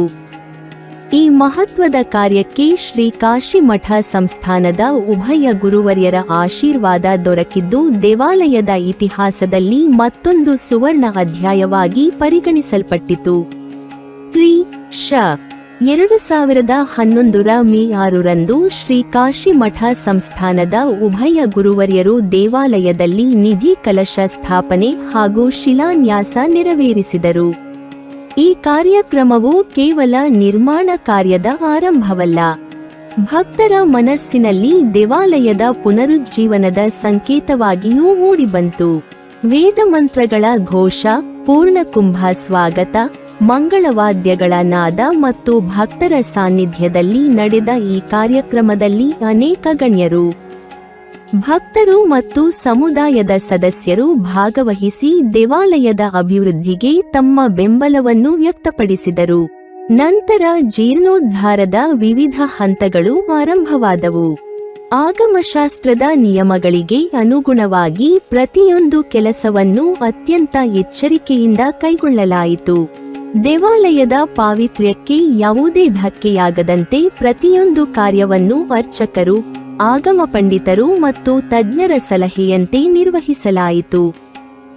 ದೇವಾಲಯದ ಮೂಲ ಧಾರ್ಮಿಕ ಸ್ವರೂಪವನ್ನು ಉಳಿಸಿಕೊಂಡು ಅಗತ್ಯವಿರುವ ಸ್ಥಳಗಳಲ್ಲಿ ನವೀಕರಣಗಳನ್ನು ಮಾಡಲಾಯಿತು. ಅನೇಕ ಭಕ್ತರು ತಮ್ಮ ಶಕ್ತಿಗೆ ಅನುಗುಣವಾಗಿ ದೇಣಿಗೆಗಳನ್ನು ನೀಡಿ ಈ ಮಹತ್ವದ ಕಾರ್ಯದಲ್ಲಿ ಭಾಗಿಯಾದರು. ಕೆಲವರು ಆರ್ಥಿಕ ನೆರವು ನೀಡಿದರೆ, ಇನ್ನೂ ಕೆಲವರು ಸೇವಾ ಕಾರ್ಯಗಳಲ್ಲಿ ಸ್ವಯಂ ಪ್ರೇರಿತರಾಗಿ ಪಾಲ್ಗೊಂಡರು. ದೇವಾಲಯದ ಅಭಿವೃದ್ಧಿಯು ಸಮುದಾಯದ ಒಗ್ಗಟ್ಟಿನ ಪ್ರತೀಕವಾಗಿ ಮತ್ತೊಮ್ಮೆ ಹೊರಹೊಮ್ಮಿತು. ಜೀರ್ಣೋದ್ಧಾರದ ಪ್ರಮುಖ ಹಂತ ಪೂರ್ಣಗೊಂಡ ನಂತರ ಕ್ರಿ. ಶ. 2012 ಜನವರಿ 16 ದೇವತೆಗಳ ಪುನಃ ಪ್ರತಿಷ್ಠೆ, ಪುನರ್ ಪ್ರತಿಷ್ಠಾಪನೆ ಅತ್ಯಂತ ವಿಜೃಂಭಣೆಯಿಂದ ನೆರವೇರಿಸಲಾಯಿತು. ಈ ಪವಿತ್ರ ಸಮಾರಂಭವು ಶ್ರೀ ಕಾಶಿ ಮಠ ಸಂಸ್ಥಾನದ ಉಭಯ ಗುರುವರ್ಯರ ದಿವ್ಯ ಸಾನ್ನಿಧ್ಯದಲ್ಲಿ ನಡೆದಿದ್ದು, ವೇದೋಕ್ತ ವಿಧಿವಿಧಾನಗಳೊಂದಿಗೆ ಹಲವು ದಿನಗಳ ಕಾಲ ವಿವಿಧ ಧಾರ್ಮಿಕ ಕಾರ್ಯಕ್ರಮಗಳು ನೆರವೇರಿಸಲ್ಪಟ್ಟವು. ಹೋಮ, ಹವನ, ಜಪ, ಪೂರ್ಣಾಹುತಿ, ಕುಂಭಾಭಿಷೇಕ, ಮಂತ್ರೋಚ್ಚಾರಣೆ ಹಾಗೂ ಮಹಾಪೂಜೆಗಳ ಮೂಲಕ ದೇವತೆಗಳ ಪುನಃ ಪ್ರತಿಷ್ಠೆ ನೆರವೇರಿತು. ಸಾವಿರಾರು ಭಕ್ತರು ಈ ಐತಿಹಾಸಿಕ ಕ್ಷಣಕ್ಕೆ ಸಾಕ್ಷಿಯಾದರು. ದೇವಾಲಯದ ಶತಮಾನಗಳ ಪರಂಪರೆ ಹೊಸ ಚೈತನ್ಯದೊಂದಿಗೆ ಪುನಃ ಪ್ರಾರಂಭವಾದಂತೆ ಭಕ್ತರು ಅನುಭವಿಸಿದರು. ಇದೇ ಸಂದರ್ಭದಲ್ಲಿ ಪರಮ ಪೂಜ್ಯ ಶ್ರೀಮದ್ ಸುಧೀಂದ್ರ ತೀರ್ಥ ಸ್ವಾಮಿಗಳು ಹಾಗೂ ಅವರ ಪಟ್ಟಶಿಷ್ಯರಾದ ಶ್ರೀಮದ್ ಸಂಯಮೀಂದ್ರ ತೀರ್ಥ ಸ್ವಾಮಿಗಳು ದೇವಾಲಯಕ್ಕೆ ಆಗಮಿಸಿ ಭಕ್ತರಿಗೆ ಆಶೀರ್ವಾದ ನೀಡಿದರು. ಅವರ ಪವಿತ್ರ ಸಾನ್ನಿಧ್ಯದಿಂದ ದೇವಾಲಯದ ಧಾರ್ಮಿಕ ಮಹತ್ವ ಇನ್ನಷ್ಟು ವೃದ್ಧಿಯಾಯಿತು. ಕಾಶಿ ಮಠದ ಗುರುಪರಂಪರೆಯ ಆಶೀರ್ವಾದವು ಈ ದೇವಾಲಯದ ಬೆಳವಣಿಗೆಯಲ್ಲಿ ನಿರಂತರವಾಗಿ ಮಹತ್ವದ ಪಾತ್ರ ವಹಿಸಿದೆ. ಗುರುಗಳ ಮಾರ್ಗದರ್ಶನದಲ್ಲಿ ದೇವಾಲಯದ ಪೂಜಾ ಪದ್ಧತಿಗಳು, ಉತ್ಸವಗಳು ಹಾಗೂ ಧಾರ್ಮಿಕ ಆಚರಣೆಗಳು ಮಧ್ವ ವೈಷ್ಣವ ಸಂಪ್ರದಾಯದ ಅನುಸಾರ ಇಂದಿಗೂ ಶಿಸ್ತಿನಿಂದ ನಡೆಯುತ್ತಿವೆ. ಜೀರ್ಣೋದ್ಧಾರದ ನಂತರ ದೇವಾಲಯವು ಇನ್ನಷ್ಟು ಸುಂದರ, ವ್ಯವಸ್ಥಿತ ಮತ್ತು ಭಕ್ತಸ್ನೇಹಿ ರೂಪವನ್ನು ಪಡೆದುಕೊಂಡಿತು. ಪ್ರತಿದಿನ ಮುಂಜಾನೆ ಆರಂಭವಾಗುವ ನಿತ್ಯ ಪೂಜೆಯಲ್ಲಿ ಸುಪ್ರಭಾತ ಸೇವೆ, ಅಭಿಷೇಕ, ಅಲಂಕಾರ, ಅರ್ಚನೆ, ತುಳಸಿ ಸಮರ್ಪಣೆ, ಮಹಾನೈವೇದ್ಯ, ಮಹಾಮಂಗಳಾರತಿ ಮತ್ತು ತೀರ್ಥ ಪ್ರಸಾದ ವಿತರಣೆ ಪ್ರಮುಖ ಅಂಗಗಳಾಗಿವೆ. ವಿಶೇಷ ದಿನಗಳಲ್ಲಿ ವಿಷ್ಣು ಸಹಸ್ರನಾಮ ಪಾರಾಯಣ, ಶ್ರೀಮದ್ ಭಾಗವತ ಪಾರಾಯಣ, ಭಜನಾ ಸೇವೆ ಹಾಗೂ ವಿವಿಧ ವೈಷ್ಣವ ಸ್ತೋತ್ರಗಳ ಪಠಣ ನಡೆಯುತ್ತದೆ. ಏಕಾದಶಿ, ವೈಕುಂಠ ಏಕಾದಶಿ, ಶ್ರೀಕೃಷ್ಣ ಜನ್ಮಾಷ್ಟಮಿ, ರಾಮನವಮಿ, ನರಸಿಂಹ ಜಯಂತಿ, ದೀಪಾವಳಿ, ಕಾರ್ತಿಕ ಮಾಸದ ವಿಶೇಷ ಪೂಜೆಗಳು ಹಾಗೂ ಇತರ ಧಾರ್ಮಿಕ ಹಬ್ಬಗಳನ್ನು ಅಪಾರ ಭಕ್ತಿಭಾವದಿಂದ ಆಚರಿಸಲಾಗುತ್ತದೆ. ಆದರೆ ಈ ದೇವಾಲಯದ ಅತ್ಯಂತ ಪ್ರಮುಖ ಉತ್ಸವವೆಂದರೆ ಮಾಘ ಶುದ್ಧ ತಡಿಗೆಯಿಂದ ಅಷ್ಟಮಿಯವರೆಗೆ ನಡೆಯುವ ವಾರ್ಷಿಕ ರಥೋತ್ಸವ. ಈ ಉತ್ಸವದ ಸಂದರ್ಭದಲ್ಲಿ ದೇವಾಲಯದ ಆವರಣ ಮತ್ತು ಕಾರ್ ಸ್ಟ್ರೀಟ್ ಪ್ರದೇಶ ಸಂಪೂರ್ಣವಾಗಿ ಹಬ್ಬದ ವಾತಾವರಣದಿಂದ ಕಂಗೊಳಿಸುತ್ತದೆ. ಹೂವಿನ ಅಲಂಕಾರ, ವಿದ್ಯುತ್ ದೀಪಾಲಂಕಾರ, ಧ್ವಜಗಳು, ತೋರಣಗಳು ಮತ್ತು ಮಂಗಳವಾದ್ಯಗಳ ನಾದದಿಂದ ಸಂಪೂರ್ಣ ಪ್ರದೇಶ ಆಧ್ಯಾತ್ಮಿಕ ಸಂಭ್ರಮದಲ್ಲಿ ಮುಳುಗುತ್ತದೆ. ದೂರದೂರಿನಿಂದ ಆಗಮಿಸುವ ಸಾವಿರಾರು ಭಕ್ತರು ಶ್ರೀ ವೀರ ವೆಂಕಟೇಶ ಸ್ವಾಮಿಯ ದರ್ಶನ ಪಡೆದು ರಥೋತ್ಸವದಲ್ಲಿ ಭಾಗವಹಿಸುತ್ತಾರೆ. ದೇವರ ಉತ್ಸವ ಮೂರ್ತಿಯನ್ನು ಭವ್ಯವಾಗಿ ಅಲಂಕರಿಸಿ ರಥದಲ್ಲಿ ವಿರಾಜಮಾನಗೊಳಿಸಿದಾಗ ಭಕ್ತರು ಭಕ್ತಿಪೂರ್ವಕವಾಗಿ ರಥದ ಹಗ್ಗವನ್ನು ಎಳೆಯುತ್ತಾರೆ. ಈ ಸೇವೆಯನ್ನು ಮಹಾಪುಣ್ಯವೆಂದು ಭಾವಿಸಲಾಗುತ್ತದೆ. ರಥೋತ್ಸವದ ದಿನಗಳಲ್ಲಿ ವಿವಿಧ ಧಾರ್ಮಿಕ ಕಾರ್ಯಕ್ರಮಗಳು, ವೇದ ಪಾರಾಯಣ, ಭಜನೆ, ಅನ್ನಸಂತರ್ಪಣೆ ಹಾಗೂ ಸಾಂಸ್ಕೃತಿಕ ಕಾರ್ಯಕ್ರಮಗಳು ನಡೆಯುತ್ತವೆ. ಭಕ್ತರು ತಮ್ಮ ಹರಕೆಗಳನ್ನು ತೀರಿಸಿ ಕುಟುಂಬದ ಸುಖ, ಆರೋಗ್ಯ, ಐಶ್ವರ್ಯ ಹಾಗೂ ಧಾರ್ಮಿಕ ಕಲ್ಯಾಣಕ್ಕಾಗಿ ಶ್ರೀ ವೀರ ವೆಂಕಟೇಶ ಸ್ವಾಮಿಯ ಅನುಗ್ರಹವನ್ನು ಬೇಡಿಕೊಳ್ಳುತ್ತಾರೆ. ದೇವಾಲಯವು ಕೇವಲ ಧಾರ್ಮಿಕ ಆಚರಣೆಗಳಿಗೆ ಮಾತ್ರ ಸೀಮಿತವಾಗಿರದೆ ಸಮಾಜದ ಸಾಂಸ್ಕೃತಿಕ ಮತ್ತು ಸಾಮಾಜಿಕ ಜೀವನದಲ್ಲಿಯೂ ಮಹತ್ವದ ಪಾತ್ರ ವಹಿಸುತ್ತಿದೆ. ಧಾರ್ಮಿಕ ಶಿಕ್ಷಣ, ವೇದ ಪಾರಾಯಣದ ಉತ್ತೇಜನ, ಸಾಂಸ್ಕೃತಿಕ ಕಾರ್ಯಕ್ರಮಗಳ ಆಯೋಜನೆ, ಭಜನಾ ಪರಂಪರೆಯ ಸಂರಕ್ಷಣೆ ಹಾಗೂ ಸಮುದಾಯದ ಧಾರ್ಮಿಕ ಚಟುವಟಿಕೆಗಳಿಗೆ ದೇವಾಲಯವು ಪ್ರಮುಖ ವೇದಿಕೆಯಾಗಿದೆ. ಅನೇಕ ಕುಟುಂಬಗಳು ತಮ್ಮ ಮಕ್ಕಳಿಗೆ ಧಾರ್ಮಿಕ ಮೌಲ್ಯಗಳನ್ನು ಪರಿಚಯಿಸಲು ಮತ್ತು ದೇವರ ಮೇಲಿನ ಭಕ್ತಿಯನ್ನು ಬೆಳೆಸಲು ಈ ದೇವಾಲಯವನ್ನು ಆಶ್ರಯಿಸುತ್ತವೆ. ಹಲವು ತಲೆಮಾರುಗಳಿಂದ ದೇವಾಲಯದೊಂದಿಗೆ ಸಂಬಂಧ ಹೊಂದಿರುವ ಕುಟುಂಬಗಳು ಇಂದಿಗೂ ಉತ್ಸವಗಳು ಮತ್ತು ಸೇವಾ ಕಾರ್ಯಗಳಲ್ಲಿ ಸಕ್ರಿಯವಾಗಿ ಭಾಗವಹಿಸುತ್ತಿವೆ. ಈ ಮೂಲಕ ಶ್ರೀ ವೆಂಕಟರಮಣ ದೇವಸ್ಥಾನವು ಭಕ್ತಿ, ಸೇವೆ, ಸಂಸ್ಕೃತಿ ಮತ್ತು ಸಮುದಾಯದ ಏಕತೆಯ ಶಾಶ್ವತ ಸಂಕೇತವಾಗಿ ಉಳಿದಿದೆ. ಸುಮಾರು 4 ಶತಮಾನಗಳ ಇತಿಹಾಸವನ್ನು ಹೊಂದಿರುವ ಈ ಪವಿತ್ರ ಕ್ಷೇತ್ರವು ಅನೇಕ ಐತಿಹಾಸಿಕ ಘಟನೆಗಳು, ಧಾರ್ಮಿಕ ಪರಂಪರೆಗಳು, ಗುರುಗಳ ಆಶೀರ್ವಾದ, ಭಕ್ತರ ಸಮರ್ಪಣೆ ಮತ್ತು ಸಮಾಜದ ಸಹಕಾರದಿಂದ ಇಂದಿನ ಉನ್ನತ ಸ್ಥಾನವನ್ನು ತಲುಪಿದೆ. ಶ್ರೀ ಮೂಲ ವೆಂಕಟರಮಣ ದೇವರ ಪ್ರತಿಷ್ಠಾಪನೆಯಿಂದ ಆರಂಭವಾದ ಈ ಪವಿತ್ರ ಪಯಣ ಶ್ರೀ ವೀರ ವೆಂಕಟೇಶ ಸ್ವಾಮಿಯ ದಿವ್ಯ ಆಗಮನದಿಂದ ಹೊಸ ಚೈತನ್ಯವನ್ನು ಪಡೆದು ಕಾಶಿ ಮಠದ ಗುರುಪರಂಪರೆಯ ಮಾರ್ಗದರ್ಶನದಲ್ಲಿ ನಿರಂತರವಾಗಿ ಬೆಳೆಯುತ್ತಾ ಅನೇಕ ಜೀರ್ಣೋದ್ಧಾರಗಳು ಮತ್ತು ಅಭಿವೃದ್ಧಿ ಕಾರ್ಯಗಳನ್ನು ದಾಟಿ ಇಂದಿಗೂ ಲಕ್ಷಾಂತರ ಭಕ್ತರಿಗೆ ಭಕ್ತಿ, ಆಶ್ರಯ ಮತ್ತು ಆಧ್ಯಾತ್ಮಿಕ ನೆಮ್ಮದಿಯನ್ನು ನೀಡುತ್ತಿದೆ. ಭಕ್ತರ ಅಚಲ ವಿಶ್ವಾಸ, ದಾನಿಗಳ ಉದಾರತೆ, ಅರ್ಚಕರ ನಿಷ್ಠಾವಂತ ಸೇವೆ ಹಾಗೂ ಸಮುದಾಯದ ಒಗ್ಗಟ್ಟು ಈ ದೇವಾಲಯದ ನಿಜವಾದ ಶಕ್ತಿಯಾಗಿವೆ. ಶ್ರೀ ವೀರ ವೆಂಕಟೇಶ ಸ್ವಾಮಿಯ ದಿವ್ಯ ಅನುಗ್ರಹವು ಸರ್ವಜನರ ಮೇಲೂ ಸದಾ ಇರಲಿ. ಧರ್ಮ, ಭಕ್ತಿ ಮತ್ತು ಸನಾತನ ಸಂಸ್ಕೃತಿಯ ಬೆಳಕು ನಿರಂತರವಾಗಿ ಪ್ರಕಾಶಿಸಲಿ ಎಂಬುದು ಈ ದೇವಾಲಯದ ಇತಿಹಾಸವು ಸಾರುವ ಶಾಶ್ವತ ಸಂದೇಶವಾಗಿದೆ. ನೀವಿನ್ನೂ ನಮ್ಮ ಚಾನೆಲ್ ಅನ್ನು ಸಬ್ಸ್ಕ್ರೈಬ್ ಮಾಡಿಲ್ವಾ?